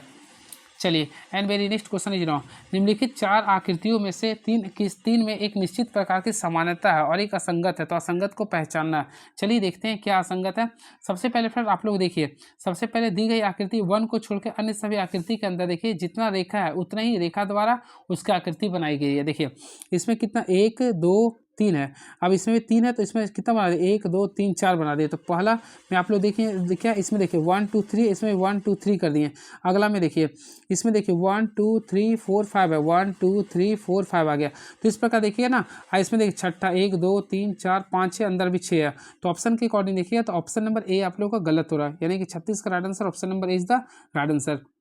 चलिए इसको आप लोग को बनाना यानी कौन सा स्थान आएगा 37 के स्थान पे। तो मोस्टली अगर आप लोग बनाते हैं तो देखिए इसका राइट आंसर कीजिएगा तो 793 आएगा, आप लोग देख लीजिएगा। और आप लोग का नेक्स्ट क्वेश्चन है तो 14/45 है, फिर लिख रहा है आप लोग का 26:28। तो देखिए आप लोग को ये क्वेश्चन को बनाना है 38 को। सबसे पहले हम लोग क्या करेंगे, 14 को 3 से गुना करेंगे। 14 तो ये कितना था 42, 42 प्लस 3 जोड़ेंगे कितना आ गया 45। सेम हम लोग को देखेंगे किसमें शो कर रहा। तो देखिए 17 को 3 से गुना करें, 17 तो 51 होता है, 51 में 3 जोड़ देंगे, 51 3 कितना होता है 54। तो राइट आंसर आएगा ये ऑप्शन नंबर डी को क्लिक कर देंगे। चलिए नेक्स्ट क्वेश्चन, आधुनिक युग में विशेषकर गर्मी के समय में पानी की कमी एक बड़ी समस्या, ऑलरेडी फ्रेंड्स समस्या है ये। गर्मी में कई पशुओं की मौत का मुख्य कारण पानी की कमी है। तो देखिए आप लोग को सेकंड दिख रहा, सर्दियों में पानी की कमी हो नहीं होती है, सर्दियों में पानी की कमी नहीं होती है। अगला देखिए, गर्मियों में कई पशुओं का, फ्रेंड्स यहाँ से देखिए पशु का कोई रिलेशन नहीं था, पशु का मुख्य कारण आप लोग को पानी की कमी नहीं हो सकती, मुख्य कारण कभी नहीं होती है। तो ऑप्शन के अकॉर्डिंग अगर आप लोग इसको सॉल्व कर सकते हैं, देखिए इसके अकॉर्डिंग अगर आप लोग लिखिएगा इसका आंसर, तो ना तो निष्कर्ष 1 सुटेबल होगा और ना ही निष्कर्ष 2 सुटेबल होगा।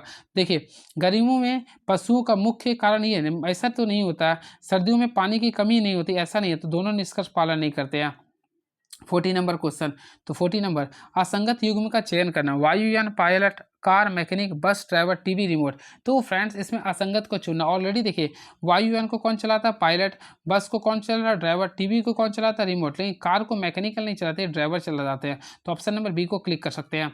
चलिए क्वेश्चन 40 हो चुका है, 41 देखते हैं।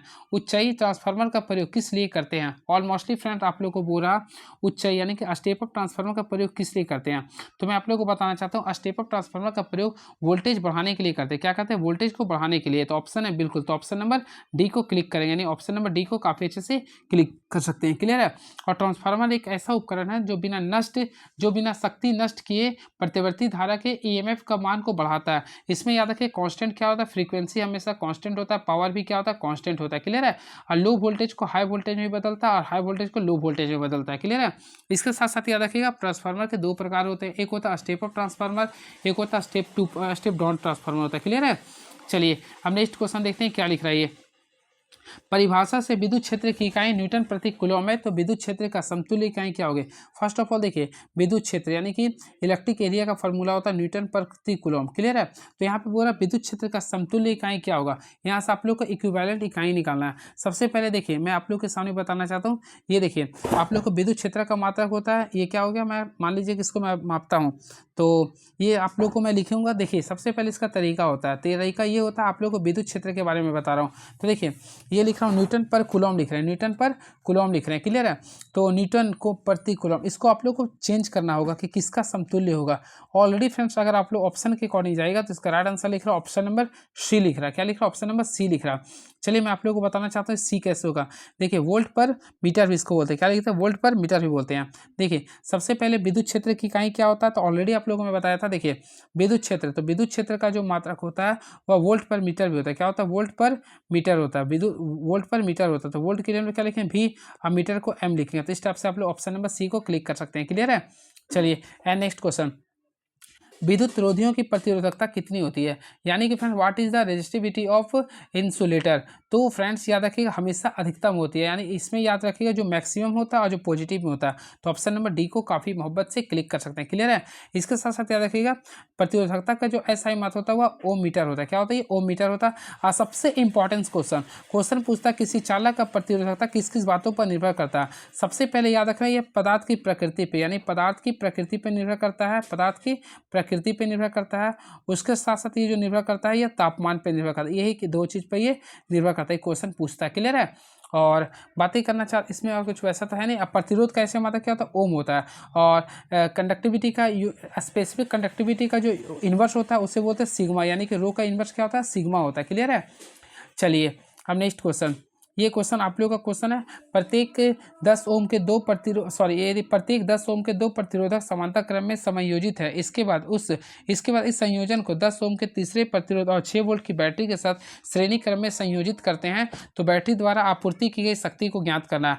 तो फर्स्ट ऑफ ऑल हम लोग क्या करेंगे, देखिए श्रेणी क्रम में जोड़े 10 ओम के दो प्रतिरोध को, तो टोटल हम लोग निकालेंगे। तो इसका ट्रिक मैं आप लोग को बताता हूँ, जब भी इक्विवेलेंट आप लोग का रेजिस्टेंस रहेगा तो हम लोग क्या करें, टोटल ओम को कितना नंबर्स में लिख रहा है, 2 में, तो हम लोग से डिवाइड करेंगे। तो आरपी का वैल्यू निकालेगा तो 5 ओम आ गया। क्या आ गया? 5 ओम आ गया। इसके बाद इस संयोजन को 10 ओम के तीसरे प्रतिरोध के साथ जोड़ देते हैं। तो देखिए हम लोग आरएस में निकल रहे हैं, तो हम लोग क्या करेंगे, देखिए ये आप लोग को ऑलरेडी 10 ओम दिया था, ये कितना था? 5, 10 और 5 कितना था? 15। तो यहाँ से आप लोग आ गया 15 ओम आ गया। क्या आ गया? 15 ओम। तो आप लोग को बोला बैटरी द्वारा आपूर्ति की गई शक्ति का मान निकालना। होपफुली आप लोग पढ़ेंगे सबसे पहले शक्ति, यानी पी का फॉर्मूला क्या होता है ऑलरेडी पढ़ेंगे, वी स्क्वायर बाय क्या होता है? आर होता है। तो वी का वैल्यू देखेंगे तो 6 लिख रहा था, 6 × 6 कर देंगे, और आर का वैल्यू कितना लिख रहा है? 15। तो यहाँ से सॉल्व करेंगे तो ऑलमोस्टली फ्रेंड्स सॉल्व किया तो 2.4 वाट आएगा। क्या आएगा? 2.4 वाट आएगा। यानी कि देखा जाए तो राइट आंसर आ रहा है 2.4 वाट, यानी ऑप्शन नंबर सी को काफ़ी अच्छे से क्लिक कर सकते हैं। नेक्स्ट क्वेश्चन, एक धारावाही तार एक चुंबकीय क्षेत्र में क्षैतिज रूप से रखा जाता है जिसका उत्तरी ध्रुव ऊपर की दिशा में और दक्षिणी ध्रुव नीचे की दिशा में होती है। तार दक्षिण दिशा की ओर विक्षेपित होता है तो तार में इलेक्ट्रॉनों की दिशा क्या होगी? तो फ्रेंड्स अगर आप लोग इसको बनाते हैं यूज किए होंगे तो राइट आंसर आएगा ऑप्शन नंबर ए आता है, पश्चिम से पूर्व की होती है, पश्चिम से पूर्व की होती है। क्लियर है? याद रखिएगा, किसी धारावाही चालक के कारण उत्पन्न चुंबकीय क्षेत्र उसके चारों जो होता है वह सकेंद्रीय वृत्त के नाम से जानते हैं। क्या जानते हैं उसे? सकेंद्रीय वृत्त के नाम से जानते हैं। चलिए नेक्स्ट क्वेश्चन, किसी परिनालिका द्वारा उत्पन्न चुंबकीय क्षेत्र बढ़ाता है। तो हमेशा याद रखिएगा, किसी परिनालिका द्वारा उत्पन्न चुंबकीय जो बढ़ता है वह मुलायम लोह के कोर के अंदर से बढ़ता है, मुलायम लोह के अंदर से। Right answer option number C को क्लिक करेंगे, यानी राइट आंसर क्या होगा? ऑप्शन नंबर सी को क्लिक कर देंगे। बातें करना चाहते हैं परिनालिका का कुल चुंबकीय क्षेत्र, और मोस्टली हम लोग बी से बोलते हैं। तो फ्रेंड ये होता है म्यू होता है, एन आई होता है, यानी कि एन आई से हम लोग गुना करते हैं, यानी कि परिनालिका की प्रति एकांक लंबाई के फेरों की संख्या फिर धारा की प्रबलता और क्रोड के पदार्थ पर निर्भर करता है। क्लियर है? चलिए अब नेक्स्ट क्वेश्चन देखते हैं क्या लिख रहा है। किसी चुंबक का वह भाग जहां से चुंबकीय क्षेत्र रेखाएं निकलती है उसे क्या कहते हैं? काफ़ी अच्छा क्वेश्चन है ये। तो फ्रेंड्स देखिए, सबसे पहले मान लीजिए बनाया हो, देखिए ये आप लोग का चुंबकीय क्षेत्र रेखा, ये क्लियर है, ये मैग्नेट है ये। तो हमेशा याद रखें, यहाँ पे आप लोग एक नॉर्थ पोल होता है, एक साउथ पोल होता है। क्लियर है? तो देखिए एक नॉर्थ पोल होता है, एक साउथ पोल होता है। तो देखिए जहाँ नॉर्थ से साउथ की ओर निकलता है, हमेशा याद रखिए नॉर्थ से साउथ की ओर निकलता है। तो अगर क्वेश्चन लिख रहा है वह भाग जहाँ से ये निकलता है तो उसे बोलते हैं नॉर्थ पोल। तो ऑप्शन है बिल्कुल। तो राइट आंसर अगर जाते हैं तो ऑप्शन नंबर बी को क्लिक करेंगे। याद रखिएगा, किसी चुंबक का वह भाग जहां से चुंबकीय क्षेत्र रेखाएं निकलती है उसे बोलते हैं उत्तरी ध्रुव बोलते हैं। क्या बोलते हैं? उत्तरी ध्रुव बोलते हैं। क्लियर है? चलिए अब याद रखिए, चुंबकीय बल रेखाएं आपस में एक दूसरे को काटती नहीं है, और चुंबकीय बल रेखाएं उत्तरी ध्रुव से निकल के दक्षिणी ध्रुव में प्रवेश करती है। आप लोग को इस क्वेश्चन को सॉल्व करना, और मोस्टली फ्रेंड्स इसको सॉल्व कर सकते हैं आप लोग। देखिए यहाँ पे लिख रहा है, इसको सॉल्व कीजिए। तो अगर आप लोग इसको सॉल्व करते हो -418 आएगा। कितना आएगा? 418 आएगा। तो ऑप्शन नंबर बी को क्लिक करेंगे। ये क्वेश्चन काफ़ी तगड़ा है क्वेश्चन है। देखिए हीरे का मूल्य इसके भार के अनुक्रमानुपाती है। हीरे का मूल्य 69,660 रुपये या 2 टुकड़ों में टूट गया जिसके भार का अनुपात 4:5 है। तो हीरे के टूटने से होने वाली हानि कितनी है? सबसे पहले आप लोग देखिए क्या लिख रहा है, हीरे का मूल्य इसके भार के वर्ग के अनुक्रमानुपाती है। ठीक है, फिर बोल रहा हीरे का मूल्य 69,660 रुपये, यदि यह 2 टुकड़ों में टूट जाता है जिसके भार का वजन कितना? 4:5 है। सबसे पहले देखिए इसका कीमत तो मुझे नहीं पता, टोटल कीमत कितना लिख रहा? 69,660 रुपये लिख रहा। हम लोगों को इसका मान लें हानि के मान लें। क्लियर है? अब रेशियो क्या लिखा था? 4:5 को, तो हम लोग दोनों को सम करेंगे तो 4 + 5 करें। अब दोनों का क्या करना होगा? स्क्वायर ये कर देंगे। होपफुली आप लोग यहाँ से प्रोसेस किए होंगे, तो 6 ये किए होंगे, 5 4 9, तो 9 का स्क्वायर कितना था? 81। 81 के का वैल्यू आ रहा है इतना, तो ऑलमोस्टली के का वैल्यू निकालेगा तो 860 आएगा। क्या आएगा फ्रेंड्स? 860 आएगा। अब के का वैल्यू निकालना था तो हम लोग क्या करेंगे, के का वैल्यू कितना लाए थे? 860। अब देखिए ये स्क्वायर किए थे तो 4 का स्क्वायर 16, 5 का स्क्वायर 25 था, 16 और 25 को ऐड कीजिएगा तो कितना आएगा? 41। तो 860 को ना 41 से गुना करेंगे तो 35,260 आएगा, 35,260 आएगा। अब हीरे का हानि हो रहा, तो ऑलमोस्टली देखिए टोटल कितना था? 69,660 था।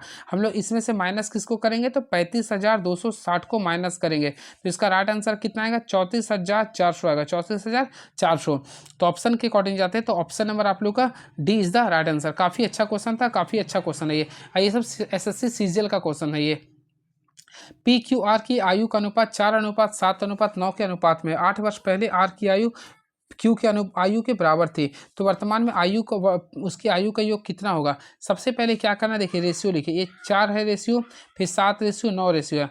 ये 4 है, फिर 7 है, फिर 9 है। 8 वर्ष पहले आर की आयु क्यू की आयु के बराबर था। क्लियर है?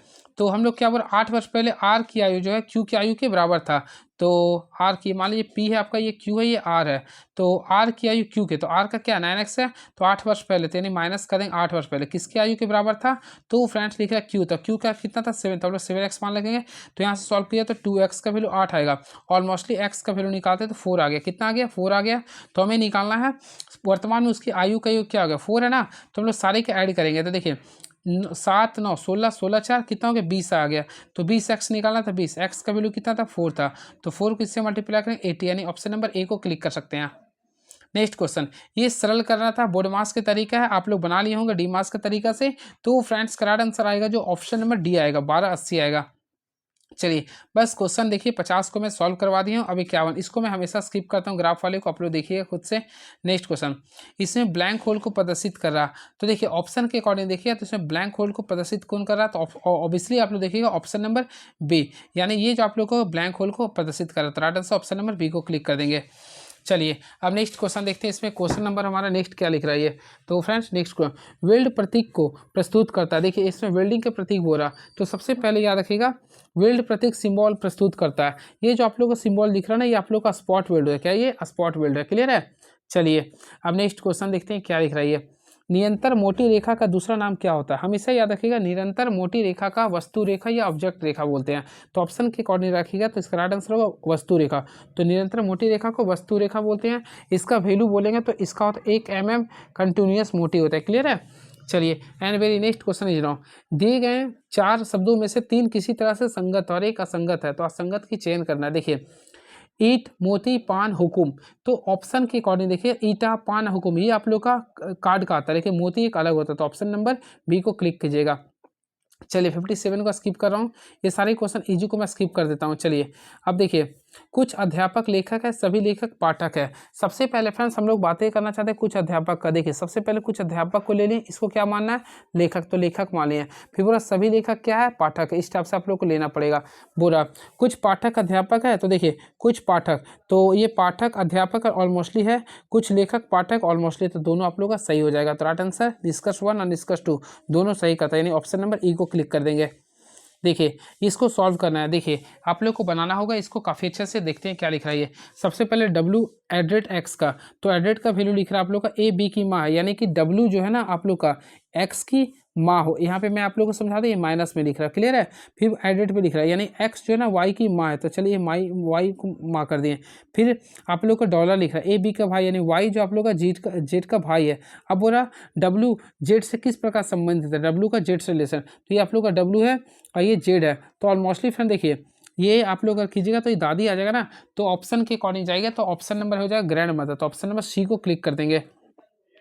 यदि एक हल्के पिंड तथा एक भारी पिंड का द्रव्यमान की गतिज ऊर्जा समान हो तो क्या होगी? हमेशा याद रखिएगा। देखिए एक हल्के पिंड, तो ऑलमोस्टली फ्रेंड देखिए हल्के पिंड और एक बार यदि एक हल्के पिंड और एक भारी पिंड जिसका द्रव्यमान m1 v1 है और इसका लिख रहा है m2 v2 है, दोनों की गतिज ऊर्जा समान है तो क्या होगी? हमेशा याद रखिएगा इस टाइप्स के कंडीशन में ऑलमोस्टली आप लोग जानते हो P का फॉर्मूला क्या होता है? P is directly proportional to क्या होता है? अंडर रूट एम होता है। ऑलमोस्टली आप लोग मैं बताया था। देखिए अगर कंफ्यूजन में है तो आप लोग को मैं बताया था के का फॉर्मूला क्या होता है? P²/2m होता है, P²/2m होता है। तो यहाँ से आप लोग कीजिएगा तो देखिए काइनेटिक एनर्जी का स्क्वायर के काइनेटिक एनर्जी गुना 2m, तो ये आप लोग का आएगा P² के बराबर। तो सिंपल में इसी फॉर्मूला को हम लोग यूज करेंगे। अब देखिए यहाँ पर हम लोग P, तो P का वैल्यू निकालेगा तो अंडर रूट 2m के करेंगे। क्लियर है। तो फ्रेंड्स याद रखिएगा इसके अकॉर्डिंग कीजिएगा ना, तो आप लोग का जो वस्तु वैल्यू ज़्यादा, यानी जिस वस्तु का संवेग अधिक होता है उसका वेग भी अधिक होगा। तो ऑलमोस्टली इसमें देखिए जिसका अधिक है यानी m2 भारी का है ना, तो भारी में ही आप लोग का ज़्यादा गति जुड़ जाओगे। तो right answer option number D को क्लिक कीजिएगा। दो असमान द्रव्यमानों की गतिज ऊर्जा समान है तब अधिक द्रव्यमान का आवेग क्या होगा? तो याद रखिएगा दो असमान द्रव्यमानों की गतिज ऊर्जा समान है तब अधिक द्रव्यमान का आवेग क्या होगा? ज़्यादा होगा। अधिक द्रव्यमान का आवेग क्या होगा? ज़्यादा होगा। तो ऑप्शन नंबर बी को क्लिक कर देंगे। किसी वस्तु को 30 मीटर से गिराने पर 30 सेकेंड समय लगता है, तो उसी वस्तु को 120 मीटर से गिराने में कितना समय लगेगा? देखिए सबसे पहले इसके लिए याद कीजिएगा तरीका होता है, इसमें आप लोग को क्या कीजिएगा, इसमें 30 सेकेंड लगता है ना, तो 30 को अगर हम लोग 130 लेते हैं तो फ्रेंड्स हम लोग 120 का बोल रहा है, तो 30 का पढ़ना भी 4 बार में आता है। ऑलमोस्टली टी स्क्वायर का वैल्यू क्या होता है? टी स्क्वायर का वैल्यू मेरे पास आ रहा 4, तो ऑलरेडी टी का वैल्यू निकालिएगा तो 2 सेकेंड आएगा। ऑप्शन है बिल्कुल। तो ऑप्शन नंबर हम लोग अगर जाते हैं तो ऑप्शन नंबर बी को क्लिक करेंगे। Option number B is the right answer. चलिए किसी पदार्थ की मात्रा को मापने के लिए निम्नलिखित में से किस इकाई का उपयोग करते हैं? देखिए जब भी पदार्थ की मात्रा का मापने करते हैं तो हम लोग इसके लिए हमेशा यूज करते हैं मोल को। किसका प्रयोग करते हैं? मोल को। याद रखिएगा। क्लियर है।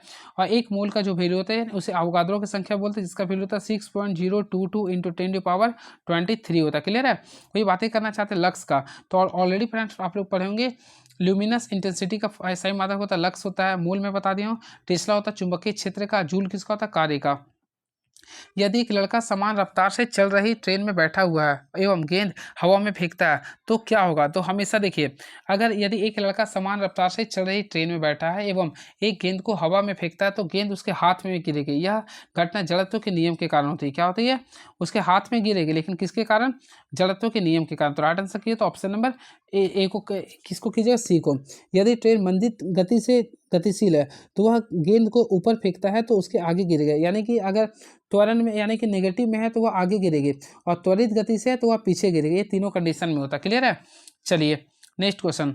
नेक्स्ट क्वेश्चन देखिएगा, एक मैकेनिक 150 न्यूटन के बल के द्वारा एक नट को खोल सकता है जबकि 40 सेंटीमीटर लंबे एक लीवर हत्थे का प्रयोग करता है। वह इस तरह को 50 न्यूटन के बल के द्वारा खोलना चाहता है तो लंबे लीवर हत्थे की आवश्यकता लंबाई क्या होगा। देखिए, इसके लिए आप लोग को फॉर्मूला यूज करना पड़ेगा। देखिए, ऑलरेडी आप लोग पढ़ेंगे बल आघूर्ण के सिद्धांत के अनुसार बल गुना अक्ष से दूरी बराबर होता है बल गुना अक्ष से दूरी। तो हम लोग क्या करें, देखिए F1 मान लेंगे और पहला अक्ष से दूरी x1 मान लेंगे। उसी प्रकार देखिए F2 मान लेंगे और सेकेंड को दूरी x2 मान लेंगे। तो देखिए पहला आप लोग को बोल रहा था कितना बल लगा रहा, तो 150, तो 150 मान लेंगे। हम लोग x1 का वैल्यू 40 सेंटीमीटर था तो मीटर में बदलेंगे तो 0.4 लिखेंगे। फिर 50 न्यूटन था, हम लोग का सेकेंड को निकाला था, ऑलरेडी x2 निकालेगा तो यहाँ से x2 का वैल्यू निकालिएगा तो आप लोग का राइट आंसर आएगा 1.2 मीटर। कितना आएगा? 1.2 मीटर। तो ऑटोमेटिकली राइट आंसर किया तो ऑप्शन नंबर डी को काफ़ी मोहब्बत से क्लिक कर सकते हैं। चलिए नेक्स्ट क्वेश्चन, निम्नलिखित में कौन तृतीय श्रेणी के उत्तलक का उदाहरण है। पहला लिखा चाकू, झाड़ू, बंसी या पिलास। ये सॉरी नहीं है। तो फ्रेंड देखिए, चाकू ऑलमोस्टली आप लोगों को पता होगा चाकू किसके अंतर्गत आता है, तो ऑप्शन यानी कि थर्ड में आता है। बंसी भी आता है, फिर झाड़ू भी आता है, लेकिन पिलास, तो पिलास जो आता है आप लोग का फ्रेंड्स याद रखिएगा, पिलास प्रथम श्रेणी में आता है। तो ऑप्शन नंबर 1 आप लोग का डी आप लोग का गलत हो गया। चलिए अब नेक्स्ट क्वेश्चन, तो नेक्स्ट क्वेश्चन आप लोग के बीच में देखते हैं क्या लिख रहा है। मैथ्स का क्वेश्चन आ चुका है। एक लॉरी की पहिए की त्रिज्या 182 सेंटीमीटर है। लॉरी के पहिए द्वारा प्रति मिनट चक्कर लगाने की संख्या कितनी होगी। देखिए, अगर आप लोग निकालते हैं फ्रेंड तो इसका राइट आंसर देखिए, सबसे पहले पहिए की त्रिज्या कितना है, 182 सेंटीमीटर है और लॉरी की चाल 66 किलोमीटर प्रति घंटा है। तो सबसे पहले पहिए की परिधि निकाली तो क्या होता है, 2 पाई आर होता है। तो 2 और 2 पाई का वैल्यू क्या होता है, 22/7 होता है। आर का वैल्यू कितना था, तो फ्रेंड्स 182 सेंटीमीटर था। इसे सॉल्व कीजिएगा तो 7 का पालन 7 छक 42 यानी 4 2 7 छक यानी इससे सॉल्व कीजिएगा तो ये अगर आप लोग का परिधि आप लोग का 1144 सेंटीमीटर आएगा। क्लियर है? हम लोग को निकालेंगे 1 मिनट में तय की गई दूरी। ऑलमोस्टली हम लोग 1 मिनट में तय की गई दूरी निकालेंगे तो देखिए चाल ये कितना था, 66 किलोमीटर प्रति घंटा था। तो हम लोग क्या करेंगे, इसे सॉल्व करेंगे तो यहाँ पे हम लोग 5/18 से सॉल्व करेंगे। तो ऑलमोस्टली इसको सॉल्व कीजिएगा, फिर हम लोग को क्या निकाला था, दूरी। तो इसको हम लोग किससे गुना करेंगे, तो हम लोग डायरेक्टली सिंपल में 1144 से इसको कर देंगे। क्लियर है? तो यहाँ से सॉल्व कीजिए तो इसको 96.15 आएगा, यानी लगभग यानी कि 96 चक्कर आएगा। तो ऑलमोस्टली राइट आंसर जाएगा। तो ऑप्शन नंबर ए को क्लिक कर दीजिएगा।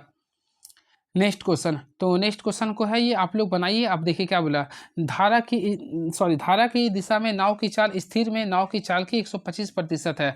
यदि स्थिर जल में नाव की चाल 20 किलोमीटर की दूरी तय करने में 30 मिनट का समय लगता है तो बताइए कि उसे धारा को विपरीत दिशा में 15 किलोमीटर की दूरी तय करने में कितना समय लगेगा। सबसे पहले हम लोग क्या करेंगे, स्थिर जल में नाव की चाल ज्ञात करेंगे। ऑलमोस्टली क्या लिखेंगे, चाल बाय दूरी बटा समय, तो 20 लिखेंगे, समय 30 था। क्लियर है? घंटा में बदल देंगे तो ऑलमोस्टली इसको सॉल्व किया तो स्थिर का वैल्यू कितना गया, 40 किलोमीटर प्रति घंटा। अब हम लोग निकालेंगे धारा की दिशा में तो देखिए 40 कर देंगे, उसके बाद यहाँ पे लिखेंगे 125 था ना, बाई क्या करेंगे 100। तो यहाँ से सॉल्व किया तो आप लोग का ये आएगा 50 किलोमीटर प्रति आवर आएगा। अब क्या करेंगे, धारा की चाल निकालेंगे तो दोनों को क्या करें, डिफरेंस लेंगे। तो धारा की चाल निकालेंगे तो 10 किलोमीटर प्रति आवर आएगा। क्लियर है? अब हम लोग क्या करेंगे, धारा के विपरीत दिशा में नाव की चाल, तो ऑलमोस्टली अगर निकालेगा तो हम लोग क्या करेंगे, 40 में से 10 को घटाएंगे तो हम लोग क्या करेंगे, 30 किलोमीटर प्रति घंटा आएगा। अब 15 किलोमीटर में दूरी बोल रहा था, समय तो समय रखा तो दूरी बटा था, तो यहाँ 15 को 30 से डिवाइड करेंगे तो इसका हाफ घंटा आएगा। ऑप्शन है तो ऑप्शन नंबर बी को क्लिक कर दीजिए। काफ़ी अच्छा क्वेश्चन था ये क्वेश्चन है आप लोग के लिए अच्छा क्वेश्चन है। ये देखिए आप लोग को सबसे पहले तोड़ने का तरीका है, इसमें देखिए 5 sin थीटा है ना, तो 5 sin थीटा बराबर हम लोग सिंपल में क्या करेंगे, 4 cos थीटा कर देंगे। यहाँ पे आप लोग कर सकते हैं। अब यहाँ से दोनों का रेशियो निकालेंगे, यानी कि sin theta by cos theta का अगर वैल्यू निकालते हैं तो ऑलमोस्टली रेशियो में निकालेगा तो आप लोग लिखिएगा 4/5। क्या लिखे, 4/5, यानी कि अब आप लोगों को क्या करना है, जहाँ sin थीटा वहाँ पे 4 पुट कीजिए, जहाँ cos वहाँ पे 5 पुट करेंगे। अब देखिए सबसे पहले 5 है, 5 में क्या बोला, जहाँ sin थीटा था वहाँ पे 4 पुट करेंगे। क्लियर है? माइनस cos थीटा यहाँ पे 5, फिर देखिए 5 साइन के यहाँ पे क्या करेंगे तो 4 करेंगे, प्लस 3 है 3 कॉस के यहाँ पे 5 करेंगे। अब आप लोग इसको सॉल्व कीजिएगा, ऑलमोस्टली सॉल्व किया तो 3/7 आएगा, यानी ऑप्शन नंबर है बिल्कुल ऑप्शन नंबर सी को क्लिक कर दे, यानी option number C is the right answer. अगला क्वेश्चन, किसी संख्या के 80% के 75% के 66.67% के 25% का नाम 5519 रुपये है, तो उस संख्या के 40% का मान कितना होगा। तो फ्रेंड्स अगर आप लोग इसको सॉल्व करते हैं तो काफ़ी अच्छे से सॉल्व कीजिए। तो राइट आंसर जो आएगा आप लोग का इसका राइट आंसर 22,076 आएगा, यानी ऑप्शन नंबर बी आएगा। चलिए अब नेक्स्ट क्वेश्चन है, देखते हैं 72 नंबर को स्किप कर रहा हूँ। देखिए 73, दिए गए किस विकल्प में लीडर रेखा का गलत प्रदर्शन किया गया। तो देखिए लीडर रेखा का गलत प्रदर्शन जो किया, देखिए कभी भी इसमें ये अंदर कभी करके हम लोग स्टार्ट नहीं करते, तो ऑप्शन नंबर डी को गलत कर सकते हैं। क्लियर है। चलिए तो याद रखिएगा, इसमें यह रेखा जो था हमेशा 45 डिग्री पर झुका हुआ रहता है। बस क्वेश्चन अब हम लोग देखते हैं नेक्स्ट क्वेश्चन क्या है, 74 नंबर क्वेश्चन, ड्राइंग में प्रयोग किए जाने वाले कुछ रेखाएं एक बिंदु पर मिलती है तथा कुछ रेखाएं किसी भी बिंदु पर नहीं मिलती है। जो रेखाएं किसी भी बिंदु पर नहीं मिलती क्या कहलाती है। हमेशा याद रखिएगा, जो रेखा देखिए ये समांतर रेखा कभी आपस में नहीं मिलता तो इसे बोलते हैं समांतर रेखा। कोई भी रेखा जो कभी आपस में नहीं मिलता उसे बोलते हैं समांतर रेखा। नेक्स्ट क्वेश्चन, एक रेखा का अग्रभाग और शीर्ष दृश्य दोनों एक्स वाई रेखा के ऊपर स्थित है। देखिए मैं आप लोग को जस्ट बताया था पिछले वीडियो में। देखिए अगर प्रथम में जाएगा तो प्रथम में आप लोग क्या कीजिएगा, प्रथम में हम लोग जब निकालते हैं तो देखिए प्रथम में फ्रेंड्स आप लोग याद रखिए, इसमें देखिए दो तरीका होता है। सबसे पहले एक होता है प्रथम चतुर्थांश, एक होता है सेकंड, एक होता है थर्ड, होता है एक फोर्थ होता है। तो मान लीजिए पहला को लिख करे, दूसरा के लिए करे, थर्ड को करे, फोर्थ के लिए कर रहा है। क्लियर है। देखिए प्रथम क्वाड्रेंट का अगर हम लिखना चाहते हैं तो इसमें हमेशा याद रखिएगा, इसमें जो होता है फर्स्ट, यानी कि देखिए फर्स्ट यानी कि फ्रंट व्यू ऊपर में होता है और टॉप व्यू नीचे हो जाता है। क्लियर, इसमें ये तरीका होता है। सेकंड में अगर आप लोग जाते हैं तो फ्रंट और टॉप दोनों आप लोगों को क्या होता है, ये ऊपर ही रहता है। क्लियर है। थर्ड में जाते हैं तो आप लोग का टॉप ऊपर चला जाता है, फ्रंट नीचे चला जाता है। फोर्थ में जाते हैं तो फ्रंट और टॉप दोनों नीचे होता है। अब क्वेश्चन में हम लोग आते हैं, क्वेश्चन में क्या बोल रहा है, तो आप लोग देखिए एक रेखा अग्रभाग यानी फ्रंट व्यू और शीर्ष व्यू दोनों एक्स वाई के रेखा के ऊपर है। देखिए आपका एक्स है, ये वाई है, तो आप लोग ऑलरेडी फ्रेंड्स आप लोग बताते हैं दोनों ऊपर किस में है, तो देखिए सेकंड में है ना, तो सेकंड में कर सकते हैं। अगर बोलता फ्रंट व्यू ऊपर में है और टी नीचे है तो फ्रंट पहला बोलते हैं। क्लियर है। तो ऑप्शन के अकॉर्डिंग देखिए तो दूसरे चतुर्थांश लिखिए, यानी ऑप्शन नंबर बी को क्लिक कर दीजिएगा। चलिए यदि टैंग TNG LED के प्रत्येक अक्षर को अंग्रेजी वर्णमाला के क्रम में व्यवस्थित किया जाए तो अक्षरों का स्थान अपवर्तित रहेगा। देखिए यानी कि देखिए सबसे पहले इसको सजाइए, हम लोग आगे लिख देते TAN क्या था, फिर G था, TNGLED था। सबसे पहले ABCD के अकॉर्डिंग इसमें पहला अक्षर क्या आएगा, तो ऑलमोस्टली फ्रेंड्स आप लोग जानते हैं A आएगा, फिर क्या आएगा E आएगा, फिर हम लोग देखना चाहेंगे D आएगा, फिर क्या आएगा G आएगा, G के बाद इसमें देखा तो डायरेक्टली L ही आएगा, फिर N आएगा, फिर T आएगा। अब आप लोग बताइए इसमें कौन कौन सा स्थान नहीं बदल रहा, तो ऑलमोस्टली अगर आप लोग देखिएगा तो इसमें पहला यानी कि आप लोग का जी नहीं बदल रहा, फिर एल आप लोग का नहीं बदल रहा, तो राइट आंसर जी और एल कीजिएगा, तो यानी कि 2 हो गया। तो ऑप्शन के अकॉर्डिंग जाता है तो ऑप्शन नंबर ए को क्लिक करेंगे। अब देखिए इसको सॉल्व करना है, ये आप लोगों को काफ़ी अच्छे से सॉल्व करना है। क्लियर है। तो फ्रेंड्स इसको सॉल्व आप लोगों को मैं करता हूँ। देखिए क्या लिख रहा है, A-B, तो माइनस का अर्थ लिख रहा है A B का भाई है, यानी कि देखिए ए आप लोग का बी का भाई है, यानी कि आप लोग का ए क्या हो गया, ब्रदर हो गया बी का। क्लियर है। फिर लिख रहा क्रॉस में तो ए बी की पत्नी है, यानी कि जो बी जो है ना आप लोग का सी की पत्नी है, तो ऑलमोस्टली ये पत्नी हो गया, ये यहाँ पे भाई था तो ये क्या होगा, पति होगा, यानी दोनों ये क्या हो गया, ये दोनों पति पत्नी हो गया। फिर भागा का अर्थ लिख रहा है ए बी का पोता है, पिता है, यानी सी जो है ना डी का पिता है, तो हम लोग इस प्रकार डी का पिता बना दिए। फिर प्लस का अर्थ लिख रहा है ए बी की माँ है, यानी डी जो है ना आप लोग का ई की माँ है, तो हम ई की माँ यानी माइनस कर दिए। अब बोल रहा बी का ई से क्या संबंध है, यानी बी का ई से, तो देखिए बी आपका यहाँ पे है और ई आप लोग का नीचे है। तो देखिए सबसे पहले डी इसकी माँ था और ये आप लोग का पापा था, ये मम्मी था, तो ऑलमोस्टली ई का ना, तो ये आप लोग का पापा था, पापा का मम्मी, तो ऑलमोस्टली फ्रेंड्स ये कीजिएगा तो दादी हो जाएगा। क्या होगा ये, दादी, तो माँ के पति होगा। हाँ तो ये भी आप लोग कर सकते हैं, नहीं ना दादी जी होगा ना, ये तो 77 का राइट आंसर होगा। तो दादी जो माँ के माँ आएगा, नहीं नानी जी आ जाएगा, सॉरी माँ के भाई नहीं नानी जी आएगा, सॉरी। चलिए 78 को देखिएगा, नीचे देखिए आकृति में कितने त्रिभुज है, तो फ्रेंड त्रिभुज को काउंट कीजिएगा तो आप लोग टोटल आएगा 3 आ जाएगा, 3 नहीं आएगा, इसमें काउंट करना है तो 78 का। तो ऑलमोस्टली फ्रेंड देखिए इसमें हम लोग क्या करेंगे, देखिए इसमें हम लोग अगर देखेंगे तो टोटल यहाँ पे देखिए इसको तरीका होता है इसका। देखिए इसमें देखिए 3 यहाँ पे आ जाएगा, 3 3 3, तो 3 के अकॉर्डिंग करेंगे, 4 से मल्टीप्लाई करेंगे, यानी कितना है 12 त्रिभुज। ऑप्शन में 12 को क्लिक कर देंगे। देखिए 79 क्वेश्चन, तो फ्रेंड्स इस क्वेश्चन को मैं हमेशा स्किप करता हूँ, इसको ऑपरेशन कीजिएगा तो ऑप्शन नंबर डी आएगा। कैटेगरी के प्रत्येक अक्षर को अंग्रेजी वर्णमाला के क्रम में व्यवस्थित किया जाए तो कितने अक्षरों का मान अपवर्तित रहेगा। जस्ट लाइक सेम क्वेश्चन है ये फ्रेंड, तो मैं लिखता हूँ, देखिए CATEGORY, इस पर का मैं लिख दिया हूँ पहला। अगर आप लोग अरेंज कीजिएगा तो पहला क्या लिखिएगा, ए लिखेंगे, फिर क्या लिखेंगे, ई लिखेंगे। क्लियर है। उसके बाद सॉरी ए के बाद सी आएगा, इसमें ACE कर देंगे, फिर आप लोग देखिए तो जी होगा, फिर ओ होगा, फिर आर होगा, फिर क्या होगा टी फिर वाई, आप लोग देख लीजिए वाई वाई मिल रहा तो केवल एक, यानी एक केवल और केवल एक, तो ऑप्शन नंबर ए को क्लिक करेंगे। एक वस्तु का द्रव्यमान भौतिक तुला से मापने पर एक स्थिर लिफ्ट में m पाया गया। यदि वह लिफ्ट ए त्वरण के ऊपर जाने लगे तो उस वस्तु का द्रव्यमान माप कितना होगा। हमेशा याद रखें जब भी ऊपर जाएगा तो इसका फॉर्मूला होता है m into 1 plus A by G होता है। क्लियर है, तो ऑप्शन नंबर डी को क्लिक करेंगे। आवेग माप है और मोस्टली फ्रेंड्स याद रखें आवेग जो होता है वह संवेग में परिवर्तन की माप को मेजर करता है, तो ऑप्शन नंबर डी को क्लिक कर सकते हैं। क्लियर है, चलिए नेक्स्ट क्वेश्चन। तो next question, Unix MS DOS Unix इनमें से किसके उदाहरण है। तो हमेशा याद रखिएगा यूनिक्स MS डॉस यूनिक्स एक प्रकार का ऑपरेटिंग सिस्टम होता है। थर्ड आंसर कीजिए तो ऑप्शन नंबर बी को क्लिक कर देंगे। क्लियर है, चलिए अब नेक्स्ट क्वेश्चन देखते हैं क्या लिख रहा है ये। तो 84 नंबर देखते हैं क्या लिख रहा है ये। तो 84 नंबर है, हाँ बिल्कुल। तो वीडियो कॉन्फ्रेंसिंग में निम्नलिखित में से किस प्रोटोकॉल का प्रयोग किया था। हमेशा याद रखिएगा वीडियो कॉन्फ्रेंसिंग में बातें करना चाहते हैं तो हम इसमें VoIP यानी कि वॉइस ओवर इंटरनेट प्रोटोकॉल का प्रयोग करते हैं। वॉइस ओवर इंटरनेट प्रोटोकॉल का प्रयोग करते हैं। कंप्यूटर की दूसरी पीढ़ी किस जनरेशन में देखी गई थी। तो फ्रेंड्स सबसे पहले याद रखिएगा कंप्यूटर का पहला जो पीढ़ी था, देखिए प्रथम पीढ़ी था 1940 से 1946 के बीच में था। क्लियर है, अब देखिए 46 के बाद जो आया था उसे बोलते हैं सेकेंड पीढ़ी। तो मोस्टली अगर इसमें ऑप्शन जो लिखा 46 के बाद हुआ था सेकेंड में 56 से, तो 1956 से 1963 आप लोग को हुआ था सेकेंड पीढ़ी। तो ऑप्शन है बिल्कुल, तो ऑप्शन नंबर सी को क्लिक कर सकते हैं। क्लियर है, अब देखिए कंप्यूटर के पीढ़ी के रिगार्डिंग पूछता है पहला पीढ़ी में किस चीज़ का प्रयोग किया गया। तो देखिए इसके लिए एक ट्रिक है, आप लोग याद कर लीजिए वतीमा VTIMA याद कर लीजिए। क्लियर है, अब देखिए सबसे पहले पहला में था आप लोग को वैक्यूम ट्यूब था, सेकेंड में T4 transistor, I for integrated circuit का, M for micro processor, A for artificial का। इस टाइप से आप लोग याद कर सकते हैं पांचों जनरेशन का। अभी याद रखिएगा जो पांचवा जनरेशन चल 1973 से चल रहा। क्लियर है, चलिए अब नेक्स्ट क्वेश्चन देखते हैं क्या लिख रहा। यदि ओजोन की परत पतली हो जाए तो इसका क्या प्रभाव पड़ेगा। हमेशा याद रखिएगा यदि ओजोन की परत पतली हो जाए तो इसके प्रभाव के कारण त्वचा के कैंसर बढ़ेंगे। नहीं, ऑप्शन नंबर सी को क्लिक कर दीजिएगा। देखिए किसी बर्तन में भरे कौन सा कथन अशुद्ध है। तो पहला लिख रहा किसी बर्तन में भरे द्रव का दाब सभी बिंदुओं पर समान होता है।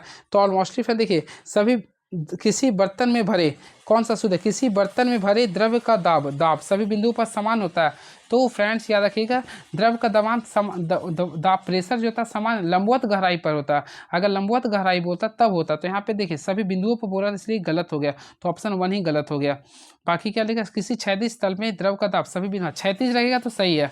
फिर बोल रहा क्या, किसी तल पर द्रव का दाब क्षेत्रफल पर निर्भर नहीं करता, ऑलमोस्टली ये निर्भर नहीं करता है। थर्ड आंसर कीजिए तो ऑप्शन नंबर ए को क्लिक कर दिया। क्लियर है, द्रव का दाब निकालना चाहते हैं तो आप लोग इसके लिए फार्मूला कीजिएगा, सबसे पहले रो कर दीजिएगा फिर GH कर दीजिए। क्लियर है, द्रव के ऊपरी मुक्त तल पर द्रव का जो दाब होता है वह शून्य होती है। क्या होती है, शून्य होती है।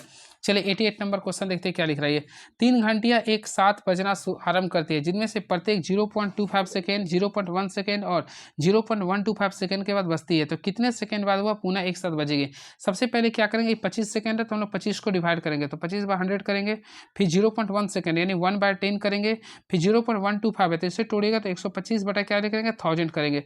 और आप लोग सॉल्व कीजिएगा, तो इसको सॉल्व कीजिएगा फ्रेंड, तो 0.5 आएगा। क्या जाएगा 0.5, यानी कि न्यूमरेटर का एलसीएम निकालते तो देखिए इसका एलसीएम निकालेंगे 125 आएगा और डिनोमिनेटर का, हाँ तो फ्रेंड्स इसमें एक साथ कीजिएगा, तो इस टाइप से अगर आप लोग कीजिएगा तो 1/2 के रेशियो में आ जाएगा। क्लियर है, तो आप लोग का आंसर आएगा 0.5 आएगा। तो ऑप्शन नंबर ए को क्लिक कर देंगे। 1 से 30 तक आने वाली सभी 3 से विभाजित संख्याओं को अवरोही क्रम में व्यवस्थित किया जाए तो कौन सी संख्या नीचे से 7वें स्थान पे होगी। सबसे बड़ा 1 से 30 तक आने वाली 3 से विभाजित संख्याओं को अवरोही यानी कि घटते क्रम में, तो टोटल लिखना है आप लोग को कौन सा 7वें स्थान पे। सबसे 30 आता है, फिर क्या आएगा 27 आएगा, फिर कितना 24 आएगा, फिर कितना 21, फिर 18 लेंगे, फिर 15 लेंगे, 15 के बाद क्या लेंगे 12 लेंगे, फिर कितना लेंगे 12 के बाद कितना आता है, फिर 9 लेंगे, फिर लेंगे 6 लेंगे, फिर 3। अब देखिए कहते हैं अवरोही क्रम में व्यवस्थित किया, कौन सी संख्या नीचे से 7वां आएगा, नीचे से 7वां। तो फ्रेंड्स हम लोग नीचे से 7वां यानी पहला, दूसरा, तीसरा, चौथा, 5वां, छठा, 7वां यानी 21 होगा। थर्ड आंसर 21 होगा, ऑप्शन है बिल्कुल। तो 21 ऑप्शन नंबर बी को क्लिक कर दीजिए। देखिए यदि x पर पावर 11 बराबर y पर पावर 0 और x बराबर 2y है तो y का मान ज्ञात करना। सिंपल में अगर आप लोग सॉल्व किए होंगे, देखिए x पर पावर 11 y का वैल्यू, देखिए x पर पावर 11 y का पावर 0 है तो इसका वैल्यू क्या हो गया 1 हो गया। तो और x बराबर क्या 2y लिख रहा, तो हम लोग क्या करें सिंपल में x बराबर लिख देंगे 2y पर पावर 11 कर देंगे। क्लियर है, तो ये तो गलत हो रहा। यहाँ पे आप लोग को y का वैल्यू निकालिए। सुनिए, जब भी इस टाइप्स का क्वेश्चन तो आगे लिखिए x बराबर 2y है, तो लोग y का वैल्यू निकालते हैं। y का वैल्यू निकालिएगा तो ऑलमोस्टली x/2 कीजिएगा, x/2 करेंगे। क्लियर है। अब यहाँ से अनुसार कीजिए तो दोनों का रेशियो निकालिए। तो यहाँ पे x/y रेशियो, x और y का रेशियो निकालिएगा तो ऑलमोस्टली x का रेशियो 1 आ जाएगा, y का रेशियो 2 आएगा। अब आप लोग सॉल्व कीजिए तो y का वैल्यू पूछा तो y का वैल्यू 2 आ गया। कितना है? वायु का केवल y का वैल्यू ना, तो y का, हाँ तो y का केवल बोलेगा तो y को 1/2 आएगा, डिफरेंस में आ जाएगा ना। तो ऑप्शन के अकॉर्डिंग जाए तो y का वैल्यू 1/2 आएगा, यानी ऑप्शन नंबर डी को क्लिक कीजिएगा। इसमें महत्तम निकालना है। ऑलमोस्टली फ्रेंड देखिए, सबसे ऊपर जो न्यूमरेटर उसका एचसीएफ निकालें तो 2, 3, 5 का एचसीएफ कितना 1 होगा, और जो न्यूमरेटर उसका एलसीएम निकालें तो 6, 4, 3 का एलसीएम 12 होता है, तो 1/12 होगा। ऑप्शन नंबर बी को क्लिक कर दीजिए। देखिए 7, 17, 18 सेब और 42 आमों के पेड़ों के पंक्तियों में इस प्रकार लगाया जाता है कि प्रत्येक पंक्ति में केवल एक ही किस्म के पेड़ हो, एक ही किस्म के पेड़ हो और पेड़ों की संख्या समान हो। तो इस प्रकार पेड़ों की न्यूनतम संख्या क्या होगी? जब भी इस टाइप्स का क्वेश्चन आता है तो सबसे पहले जो आप लोगों को ये दिया है, यानी 7 जो 28 और 42 का, इसका एलसीएम महत्तम निकालेंगे तो कितना आएगा? 7 आएगा। और सारे को हम लोग डिवाइड करेंगे, 7/7 करेंगे, फिर 28 को भी हम लोग 7 से डिवाइड करेंगे, फिर 42 को भी हम लोग 7 से डिवाइड करेंगे। अब सॉल्व कीजिए, 1 हो गया, फिर 7 चौक 28 14, 4 हो गया, पीछे 6 4 10 और 1 11, तो राइट आंसर आएगा 11। तो ऑप्शन नंबर सी को क्लिक कर देंगे। कौन सी डायमेंशनल लाइन की सही प्रक्रिया को प्रदर्शित करती है? तो हमेशा याद रखिएगा डायमेंशनल लाइन की प्रक्रिया करता है जो आप लोग लिख रहे हैं, मतलब इस टाइप से आप लोग लिखे तो इसको ऊपर हमेशा होना चाहिए। तो ऑप्शन नंबर सी को क्लिक कर देंगे। चलिए नेक्स्ट क्वेश्चन। तो नेक्स्ट क्वेश्चन ये रहा, छुपी लाइन को दिखाने के लिए यह लाइन प्रयोग में लाई जाती है। तो हमेशा याद रखिएगा छुपी हुई लाइन को दिखाने के लिए हमेशा डॉटेड लाइन को दिखाते हैं, यानी डॉटेड लाइन को। तो राइट आंसर कीजिए तो ऑप्शन नंबर ए को क्लिक कर देंगे। अब प्रत्येक डैश की जो लंबाई हो, डैश को चलिए हटाइए। प्रिज्म के फेस किस आकृति की बने होते हैं? हमेशा याद रखिएगा अगर प्रिज्म के जो फेस होता है वह आयताकार और वर्गाकार दोनों की आकृति के बने होते हैं, आयताकार और वर्गाकार। तो राइट आंसर की ए और बी। तो हमेशा याद रखिए प्रिज्म का जो फेस होता है वह आयताकार और वर्गाकार दोनों की आकृति की बनी होती है। क्लियर है। और यह एक प्रकार का 3D फेस होता है। प्रिज्म जो होता है वह 3D होता है, ये भी क्वेश्चन पूछा जाता है। चलिए अब बस क्वेश्चन 4 बच गया, देखते हैं क्या लिख रहा है। ये है क्वेश्चन। हाँ देखिए, इसमें आप लोग को दर्पण प्रतिबिंब बनाना फ्रेंड। तो देखिए दर्पण में क्या कहते हैं, लेफ्ट को राइट करते हैं, राइट को लेफ्ट कर देते हैं। तो देखिए डी को आप लोग को तो डी को आप लोग को निकालना, तो ऑलमोस्टली इसका right answer option number C को कीजिएगा। चलिए अब कुछ क्वेश्चन ही बचा है फ्रेंड्स, आप लोग देखिए, केवल देख लीजिए क्वेश्चन। अब मैं टायर्ड हो चुका हूँ काफ़ी ज़्यादा से। अब चलिए नेक्स्ट क्वेश्चन देखिए आप लोग क्या लिख रहा है। एक लास्ट क्वेश्चन 100 क्वेश्चन। एक ही पासे की 3 विभिन्न स्थितियाँ प्रदर्शित की गई, तो एक प्रदर्शित करने वाले फलक के विपरीत फलक कौन सी होगी? तो देखेंगे हम लोग क्या करेंगे, देखेंगे इसमें कौन है। देखिए सबसे पहले 1 लिख दिए तो 1 से हम लोग घुमाएंगे, 1 के बाद 6 आएगा, फिर 2। चल इसमें घुमाएंगे तो 1, फिर 5 और 6 आ रहा। तो हम लोग 1 को प्रदर्शित कौन कर रहा है? देखिए तो यहाँ पे हम लोग देखें दोनों में कॉमन क्या आ रहा है। देखिए 1 और 6 दोनों में कॉमन आ रहा है, 1 और 6। फिर हम लोग को क्या बच गया? 2 और 5। तो 2 का अपोजिट तो 5 हो गया, लेकिन हम लोग को निकालना है किसका? A का। तो देखिए हम लोग एक और काम करते हैं। देखिए 1 लिख देंगे, फिर 5 लिखेंगे, 1 5 फिर 6 लिख रहा है। उसी प्रकार यहाँ पे चलते हैं, 1 लिख रहा, 5 फिर 6 के लिख रहा, 4 लिख रहा। क्लियर है। तो बोला आप लोग का 6 का क्या होगा ना। देखिए सबसे पहले स्थिति 1 और देखिए पहला एक काम कीजिए, स्थिति 1 और 3 से करते हैं। तो इसमें देखिए 1 और 3 से, यानी कि पहला का 3 से रिलेशन कर रहे हैं। तो देखिए एक में है, और तो इसके अकॉर्डिंग पहला और सबसे एक काम करते हैं, पहले पहला दूसरा में काम करते हैं। तो देखिए 1 का 1 है और 6 का 6, यानी कि इसके अकॉर्डिंग 2 का अपोजिट क्या आ रहा है? 5 आ रहा है। क्लियर है। अब क्या करते हैं, सेकेंड का थर्ड से देखते हैं। तो 1 का 1 है, 5 का 5 है, यानी कि इसके अकॉर्डिंग 4 का क्या आ रहा है? 6। अब बच गया 1, तो 1 का ऑलमोस्टली क्या हो जाएगा? 1 का क्या बच गया? तो आप लोग के सामने 1 का बच गया हम लोग 3, तो 1 का क्या हो जाएगा? 3। इस टाइप से आप लोग को बनाना पड़ेगा। तो राइट आंसर होगा ऑप्शन नंबर ए को। अब देखिए कुछ क्वेश्चन को मैं स्किप कर दिया, तो देख लीजिएगा आप लोग इसका आंसर क्या है। ठीक है। तो चलिए कैसा लगा आप लोग कमेंट बॉक्स में लिखिएगा। ये हमारा सेट नंबर टोटल 17 मैं पूरे कर चुका हूँ। अब नेक्स्ट वीडियो में आता हूँ तो सेट नंबर 18 को भी प्रयास करूँगा बताने के लिए। क्लियर है। तब तक आप हमारे चैनल के साथ बने रहिए, और नाइट टाइम में आप लोग के बीच में आज इलेक्ट्रीशियन ट्रेड का सेट नंबर 19 को अपलोड कर दूंगा। चलिए thank you so much. Please subscribe my YouTube channel move on. Thank you so much for the